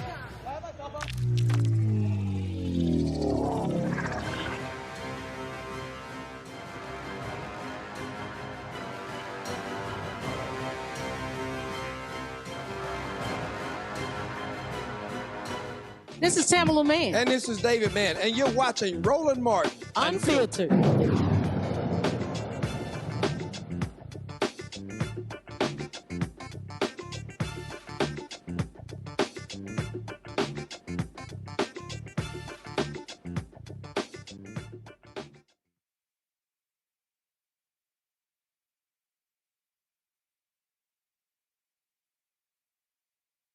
Always count on Texas Republicans doing something stupid, y'all. So they are pushing forward a bill to force teachers to post the display donated plaques of the 10 Commandments in classrooms all across Texas. Well, got a little awkward when Representative James Tellerico questioned Representative Candy Noble about the irony of when they voted on the bill and how it relates to the Sabbath day. Watch this madness. Does the gentlelady yield for some questions? The lady yields for questions. The lady yields. Thank you, Representative Noble. What is the fourth commandment? Are you referring to my to the way it's written in the bill? Yes. Okay, right. There you go. Remember the Sabbath. Keep the Sabbath. Being here on Saturday. It's about us being here on Saturday. Is that ironic or what? So what does it mean to keep the Sabbath holy? Well, I think it's, you want to get into theology here? I'd love to, if you'd like to. I think it's really important that we take a day of rest. I think God, who founded the world, didn't need rest, and yet he took a day of rest after he did creation, and I think he was a good example to us to take a day of rest. And that is enshrined in our rules, in our Constitution, where it says accepting Sunday in our very early documents as a nation. And so part of keeping the Sabbath holy is not working on the Sabbath? That is yeah. And what a is day of rest. The 10 Commandments come from Judaism. what day is the Jewish Sabbath? It is on Saturday. And what day is it today? It is Saturday. Here we are. The Christian Sabbath is what day? Sunday, in honor of the day that Jesus rose from the dead. And we're scheduled to give this bill a final vote on what day of the week? It's ironic, isn't it? Would you be willing to postpone your bill so that we're not breaking the Ten Commandments by working on the Jewish or Christian Sabbath? I love that you said that, because if we had not had your point of order the other day, we would have actually already completed that. And so, Representative Noble, you're saying that you'd rather tell people to follow the Ten Commandments than follow it yourself? I would have rather have had this bill passed the other day when it was time. And you know, that's really sad that we are under such a crunch in time now with the end of session. Our Texas forefathers only gave us 160 days to pass bills, and that's where we are in this session. We as a legislature are 140, about to force, I'm sorry, correction. We as a legislature are about to force every teacher in the state to post the Ten Commandments in their classrooms. If they are donated. Do members of the Texas legislature follow the Ten Commandments? Is that about the bill? Your bill is about the Ten Commandments. Yes, I'm asking, do members of this legislature follow the Ten Commandments? So again, this bill is about honoring our historical, educational, and judicial heritage with the displaying of the Ten Commandments. The ninth commandment is thou shalt not bear false witness. Are you aware of any legislators who have lied about anything? That is, you know, there might be one coming up in a minute if you keep talking. We'll see. The seventh commandment is thou shalt not commit adultery. Yes. Do you think that members of the legislature should focus more on trying to follow the Ten Commandments rather than telling others to follow them? Maybe they didn't have them posted. I am, you know, it is incumbent on all of us to follow God's law, and I think that we would be better off if we did. That's a great segue into my next question, which is, do you think our public schools are missing God? Again, we are talking about historically what our founding fathers believed. I have a lot of quotes from our founding fathers if you want me to go there, and I would love to do that if you would like me to. Well, you just mentioned God's law, so I was just asking if you think our public schools are missing God's law. In some instances, yeah. I would not. I think that there's some amazing teachers out there that are showing an awful lot of Christian behavior and love and concern to their students. So I'm not going to paint that broad of a brush like you just did. Do you think that seeing the Ten Commandments in a classroom might make a student feel closer to God? Again, that is not the focus of this bill. The focus of this bill is to look at what is historically important to our nation, both educationally and judicially. But if you would like to look through some of those textbooks that are on my desk, you will see the foundation that our forefathers used when they learned to read and write. In the committee hearing for this bill, you said that students should see the Ten Commandments in their classroom and remember, quote, God is watching. Is that correct? What? In the committee hearing for this bill, you said that students should see the Ten Commandments in their classroom and remember, quote, God is watching. I do not recall that. You said it in response to a question from Representative Bryant in the Public Education Committee. You don't recall that? No, obviously you do, though. You know, that was like 4:30 in the morning. Okay. We were all pretty sleep deprived.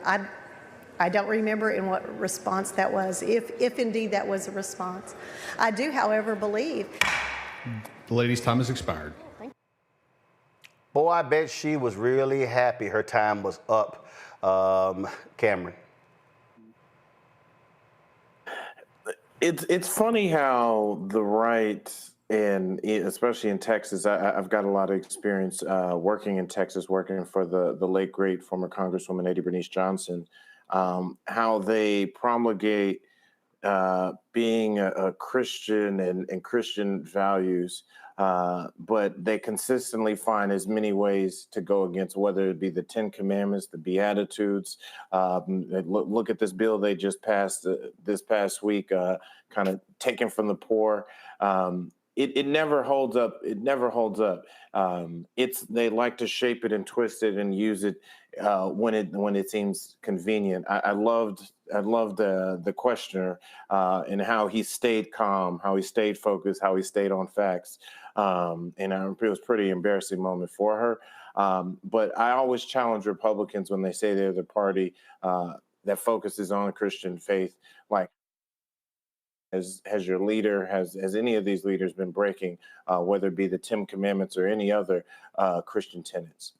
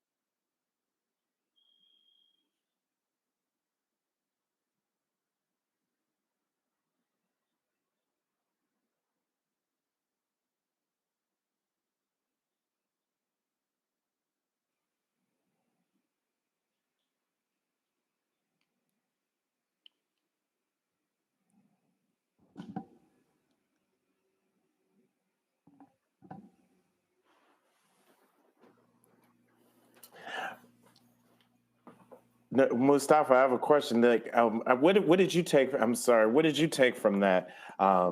You being around so many different folks on the right and seeing so much of that happen. Like I said, she was there defending this legislation, but obviously he was able to call her to task on all the ways she wasn't following those same commandments they want on the walls. Yeah, no, I mean, first of all, I think you hit it on the head, but the other part of it was, when you start actually unpacking the 10 Commandments, you kind of pull the air out of the room for a whole bunch of these folks. When you talk about stealing and lying and a number of other things, we see that continually from the top all the way down, that you're not living those particular sets of values. Now, everybody has the opportunity to grow and evolve, but if you want to put that forward on folks, then you should actually be living up to that. The other thing, too, is everybody remembers the second part of that talks about false idols. And we see how people continue to create these idols every day. But, we can move past sort of the theoretical, conversation and actually talk about, what the First Amendment talks about, whether it's no school-sponsored prayer or no mandatory religious instructions, or also when they're talking about no religious symbols and endorsements. So if you're talking about putting the 10 Commandments up on the wall in a public school, then, you're going against, what the law has actually said. And there are all kinds of Supreme Court cases. And, folks will be like, well, those are just woke cases. You can go all the way back to 1960 with Engel versus Vitale, or you can look at 63 when you had Arlington versus Shemp. All these cases were actually building law around, no school-sponsored prayer or banning mandatory Bible readings. All these things were making sure that there truly was a separation between church and state. And Dr. Avis, what are your thoughts? Yeah, I mean, I was about to go exactly where Mustafa left off. And where is the separation of church and state here? It makes me think just in practicalities what this would be like. Having the 10 Commandments in a classroom, how does that feel to the student in that classroom who may be Muslim, who may be Jewish, who may be agnostic, who may be atheist? Believe it or not, this is not a Christian nation. In fact, ironically, to hear the storybooks tell it. It was founded by people who were running away from religious prosecution as much as they were looking to get away from a king, right? And so to have the Republican Party in its typical hypocritical way in which they seem to live their lives in every way humanly possible is do what I say, not what I do. This is another example of it, where they are once again sitting here in real time, as was brought out through that conversation, working during the Sabbath, at a point in which they wanted to say, hey, we want to elevate the 10 Commandments that says don't work through the Sabbath. And the others, the way that questioner really teased out the other contradictions around lying, around adultery. I mean, he could have been very petty with that, but you could tell with his allusion to it and her response to it, she knew that people in that room were guilty of all the things that he was pointing out. And so once again, it's a banner and hypocrisy, but at the same time, just in terms of practically how it would show up in the lives of those teachers and of the students in those classrooms. It actually and very clearly elevates one religion over the other, which is specifically something that our Constitution prohibits. I think the other point of this showcases, especially in a place like Texas. Oh, I'm sorry. Did we get you rolling? Theocracy. What they want a theocracy. That's what they absolutely want. They want a theocracy. It's pure and simple. And so we'll see what's going on. So, all right, we're going to do this here. We're going to go to a quick break. And we come back, we're going to show you our new production vehicle. Of course, y'all remember what happened 3 years ago. And so we're going to tell you how we broadcast nationally, how we're going to be doing it. So that's next on Roland Martin Unfiltered on the Black Star Network.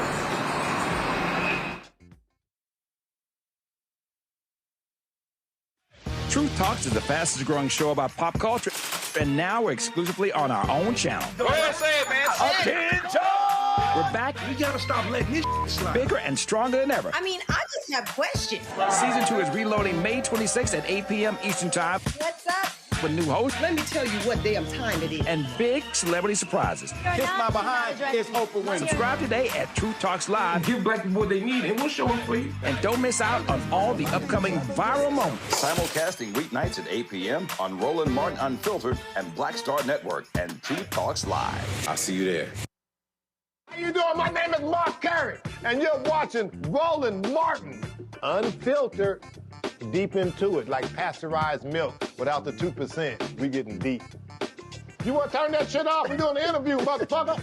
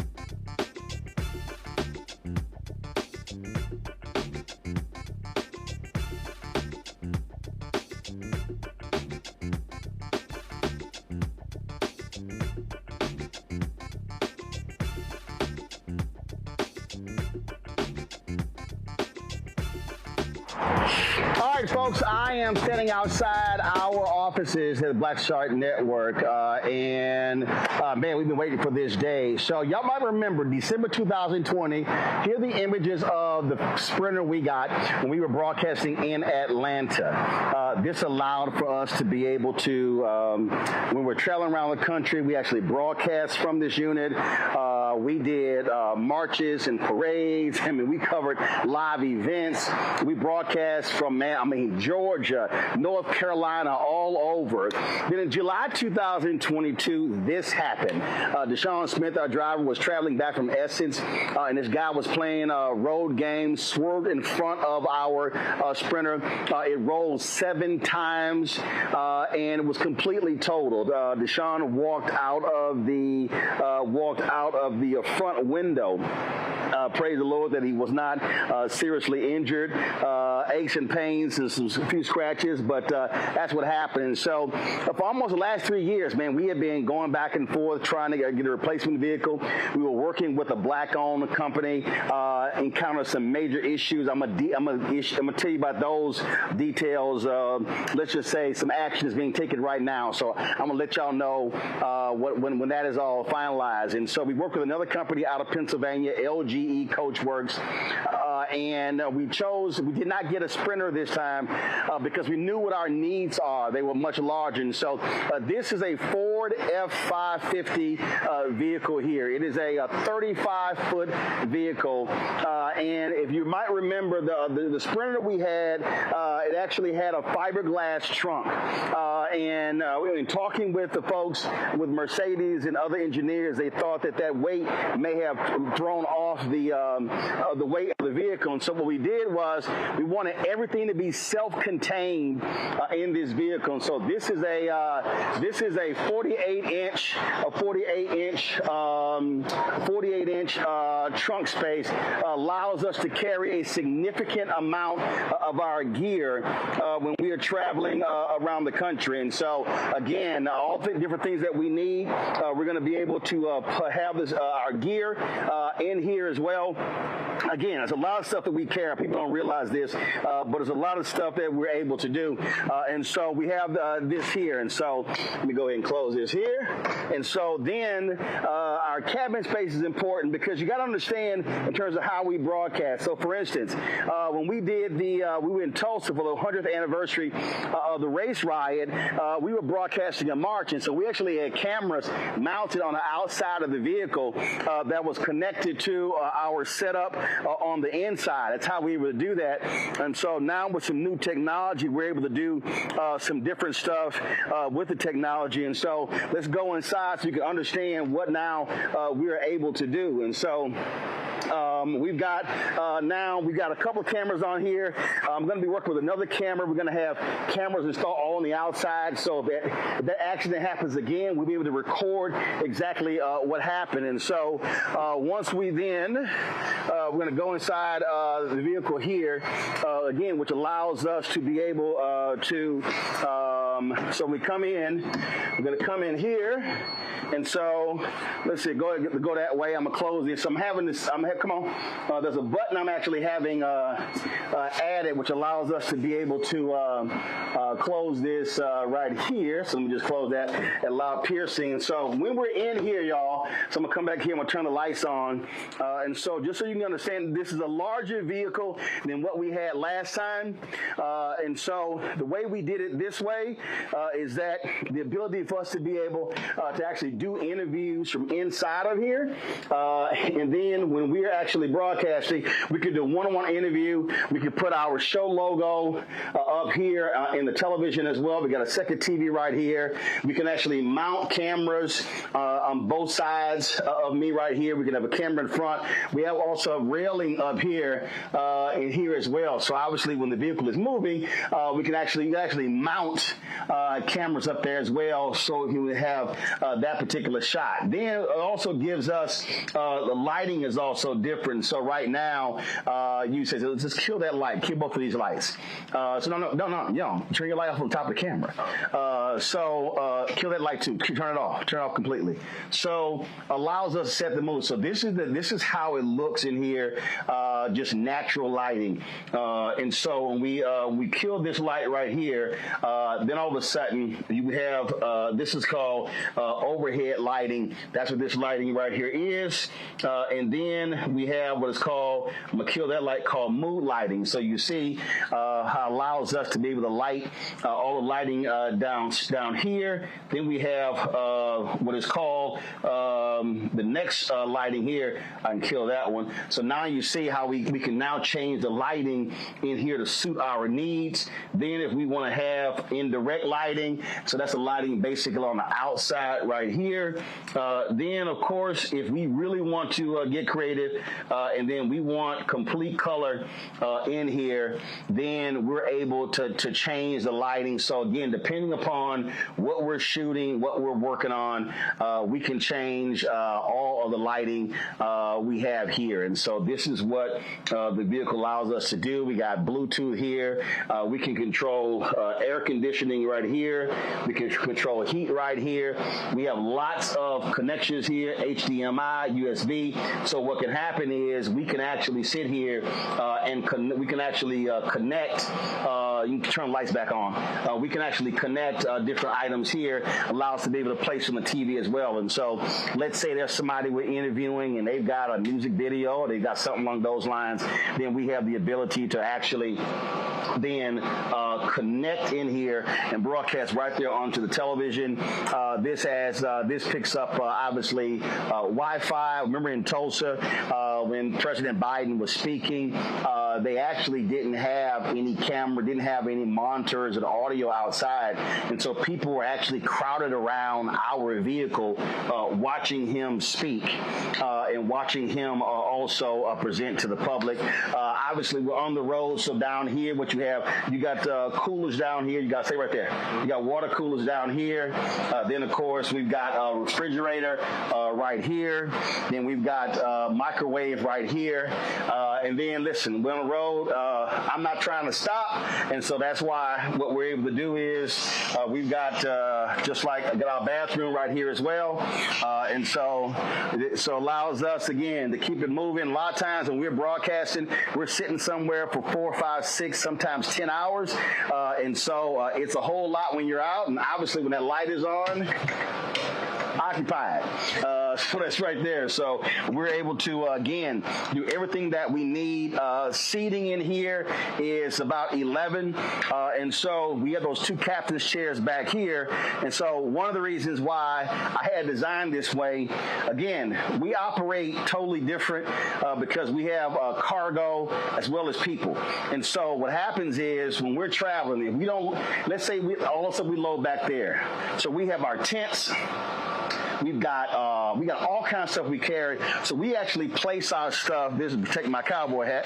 We actually place our stuff inside of the vehicle along the seats, and then we're able to hold that stuff down. So we place stuff on the seats, both sides, on the floor as well. So when we go heavy with our gear, we'll pack all our stuff in here. We get to our destination, unload all of our stuff, and then now this becomes the passenger vehicle for us to be able to actually broadcast. And so we also, of course, have the ability to communicate partition up. So we want to sit here for partitions down right now.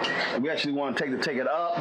Driver up front has privacy. So again, if he's doing something, if we're back here recording, something like that, we have the ability to do all of that. And so, listen, I can't tell you, we'll swing over here, I can't tell you how hugely this is important this is when we're broadcasting, because a lot of times we're on the road and we're having to hit from city to city. So massive amount of cost when it comes to your luggage, when it comes to all of that sort of stuff. And so again, this is just one of the things that we do. And again, we convert this in a different way. In fact, I'm going to sit here. So to the control room, I'm going to sit here and send y'all this video. Because if you want to understand how we do this, again, we think a lot different. We think multi-use with the vehicle. We think different ways in which we are to broadcast. And so the video to the control room, y'all check GroupMe videos uploading. So what happens is when we're broadcasting, we can actually set up card table in here. We can actually set up our equipment. We can run our cables through the emergency exit right here. So we actually mount cameras on the outside of this vehicle, or we can run cabling along all of that. So all of a sudden this becomes, in essence, broadcast central. And so what then happens is we can broadcast from inside of here. Everything's controlled in here. And then once we're done, then we simply pack it up and then put away. And then now we can travel. And so that's just sort of how we operate. Again, our donors made this possible. They created the opportunity for us to do this here. A lot of people were really upset when our vehicle got totaled. I really wish we could have caught the person who did it. But again, and yeah, let me explain to you, this is paid off. We're not leasing this. We're not financing this. And I'm very upfront with our audience. This is $276,000. We needed a much larger vehicle than the Sprinter.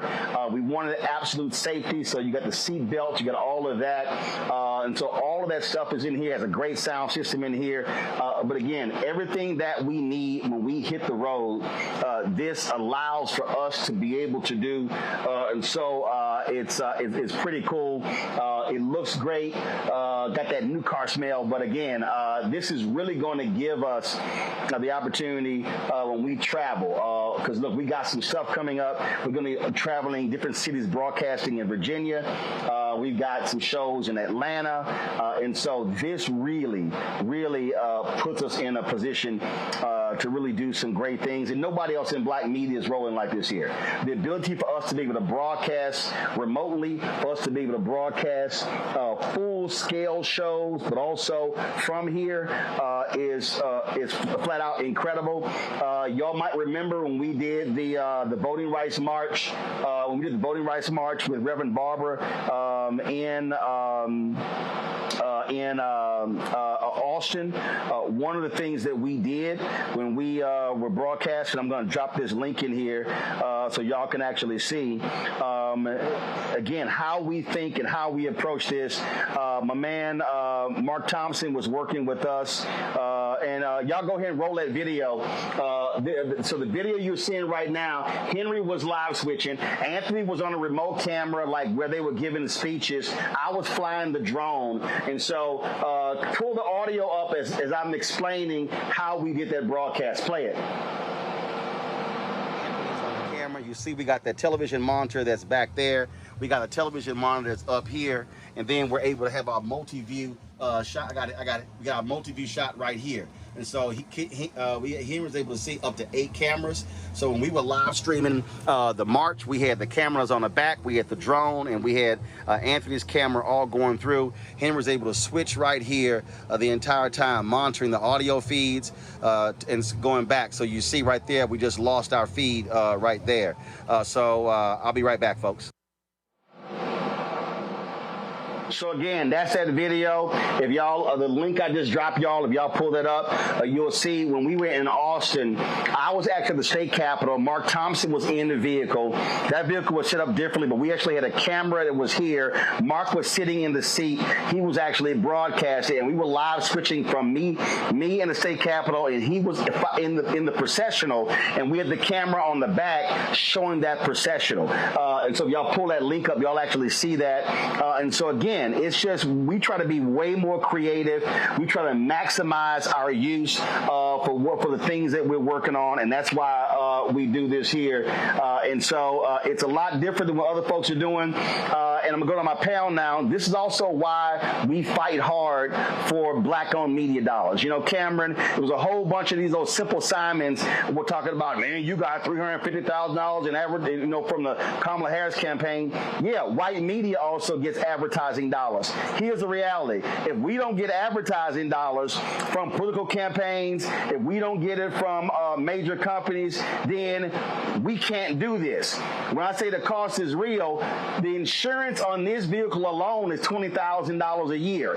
It costs $276,000. So people need to understand, we ain't running around here on iPhones and bicycles trying to do broadcasts. We are trying to give our people top notch. Cameron? I applaud you, Roland. I applaud you.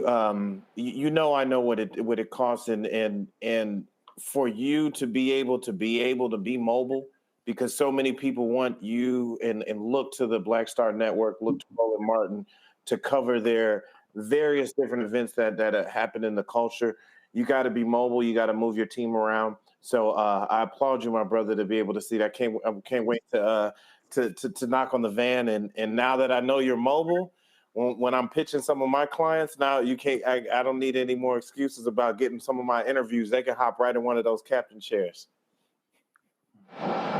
Yeah, I mean, that's, and again, that's really, Avis, what the thought process is. Even we were in D.C., I remember when I did MSNBC, they sent a van to my house. I stepped into the van. I did Lawrence O'Donnell's show, and then when I was done, I stepped back out, went to my crib. Well, the reality is, if something is happening, and let's say we're not able to be able to just, because it takes us about 4 hours to set up our remote broadcast. It's our chairs and our equipment and everything. Well, we can actually equip this here. We have a portable live switcher that's actually in the briefcase. We got cameras mounted. We could send this to places in D.C., other places, and literally do interviews or do full-scale shows from just inside of here. Run guests in and out right there on the ground. So if we're broadcasting somewhere and it's raining, like it's been raining all day, hey, guess what? We're now not screwed. That's exactly what we need. We need to be able to have our news covered by organizations that we trust, by individuals that we know will tell us the truth. And we need to be able to be wherever those things that we care about is happening. And so I'm excited to see that you've been able to replace, not just replace what you had, you've been able to upgrade yourself, right, to something even bigger, even more agile, to be able to meet the needs that you have now and the needs that you're going to have in the future. And that's something that's going to benefit not only you, it's going to benefit the entire community, all of the viewers that rely on your truth telling as they seek to get their information that impact their lives. A lot of people were obviously shocked when our sprinter got totaled, Mustafa, and folks were contributing. And listen, you know, this show is not possible without 35,000 individual donors and the money we generate from YouTube and views and things along those lines. But this really is about putting us in a position to do more. And we covered that when the brother was killed in Elizabeth City, North Carolina. Guess what? All the people don't realize, you know, CNN was there, MSNBC, all the networks were there. So were we. We were broadcasting from there. We actually were in our sprinter. We were covering all those different. I remember that was a march. Bishop Barber, Reverend Jackson. We broadcast that. You can't do that if you don't have power. You can't do that if you don't have a central location. And so this absolutely expands our capability of being able to broadcast. You know, my auntie, she has this quote. She says, show up where you are needed, when you are needed. That's purpose unfolding. So, you know, through those donations that people have made, you know, it has been the unfolding of being able to, you know, make these investments. And these investments are for our people. They're for our communities. They're to make sure that our stories are being told. So, you know, but it also takes vision. And, you know, you had a vision of being able to get something that would provide the opportunity for you to be in places that I've seen you in North Carolina, or showing up in all these other states when others often, you know, bypass them or think that the stories that are happening in our communities, whether it's the stories of impact or as equally important, the stories of opportunity and how we're changing the game in many instances are being told. So now you have that ability to make sure that those types of things are happening in real time. So congratulations to you, but also congratulations to everybody who continues to invest into the Black Star Network, because you're investing in culture, you're investing in our people, and you're investing in our future. So again, so one of the reasons why I am so transparent with what we do with our dollars is because people need to actually see what's real. Listen, what's on Terrell's back is a LiveU unit, LU800. That is a top of the live streaming unit. Every network, every local station, they have that same one. There's not one better. If it is, we would have it. We own two of those. Those are $20,000 each. Plus, you're paying a monthly fee for the wireless coverage to be able to broadcast. And so when you talk about our studio, we're doing right now a $40,000 IT upgrade in our studio. We're doing a $70,000 lighting upgrade in our studio as well. We just signed a new 8-year lease where we're located, and guess what? That rent's going up $7,000 per month. And so expenses are real. But I say this because when people contribute, when people are sending $1, $5, $10, $25, $50. I've had some people send $100 every single month since we've launched. We had a woman in January who sent us 10 $1,000 money orders. The smallest donation we've gotten is $1. The largest donation we've gotten is $30,000. We don't have millionaires and billionaires cutting us checks. And so when y'all hear me talk about Black-owned media and what it is needed for us to be able to compete in the marketplace, for us to be able to cover events. When people always say, man, I wish we had a black CNN, or I wish we had Black-owned media at the New York Times. Well, actually, that takes money. So when we're knocking down these barriers with Urban Edge Network and targeting these ad agencies like Group M and Publicis and Horizon and WPP and Omnicom and OMD and all these people, we're doing that because this cannot happen. We should have 5 of these. We want to be able to have crews all over the country, centrally located, to cover different things. That is what is required. Unfortunately, we're not seeing that, and we're begging somebody else to cover our story, and I don't want us to be in that position. Listen, there's an office that's been empty right next door to me.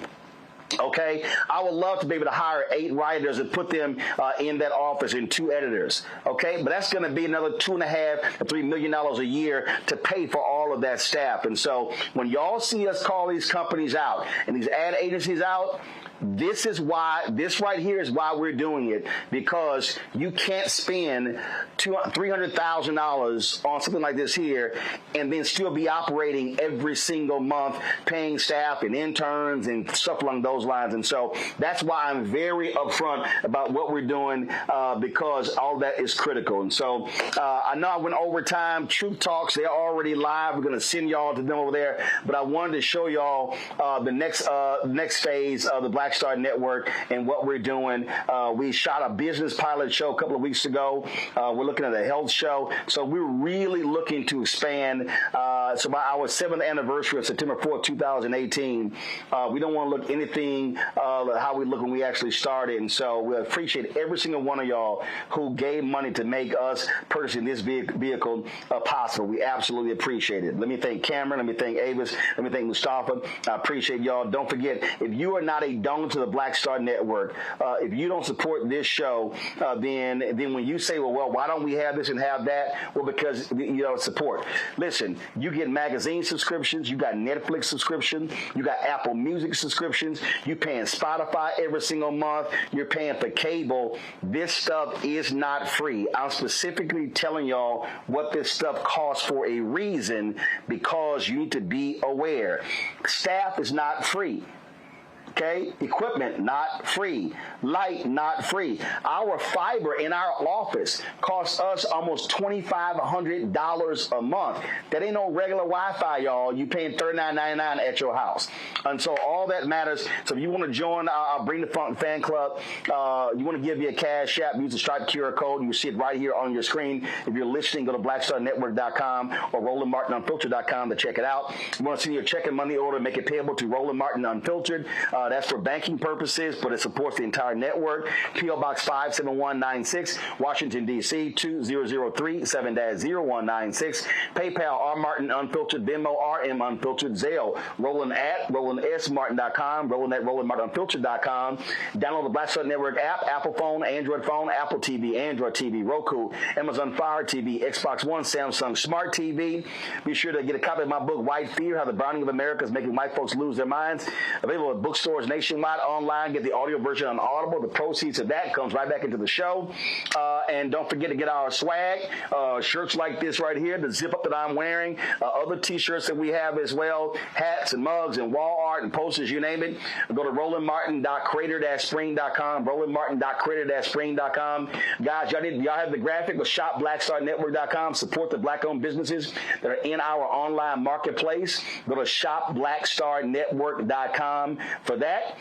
And don't forget to download the app Fanbase, and you want to donate as part of the raise, go to StarEngine.com/fanbase. Folks, that's it. Tomorrow we'll pay tribute to Congressman Charlie Rangel, my alpha brother. He passed away yesterday at the age of 94. We will remember him on our show tomorrow. Folks, that's it. Sending you all over to True Talks. It's airing right now on the Black Star Network. I'll see y'all tomorrow. Holla!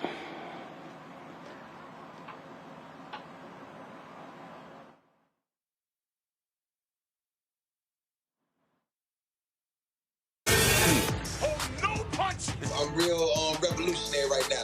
Thank you for being the voice of Black America. All the momentum we have now, we have to keep this going. The video looks phenomenal. See, there's a difference between Black Star Network and black-owned media and something like CNN. You can't be black-owned media and be scared. It's time to be smart. Bring your eyeballs home. You dig?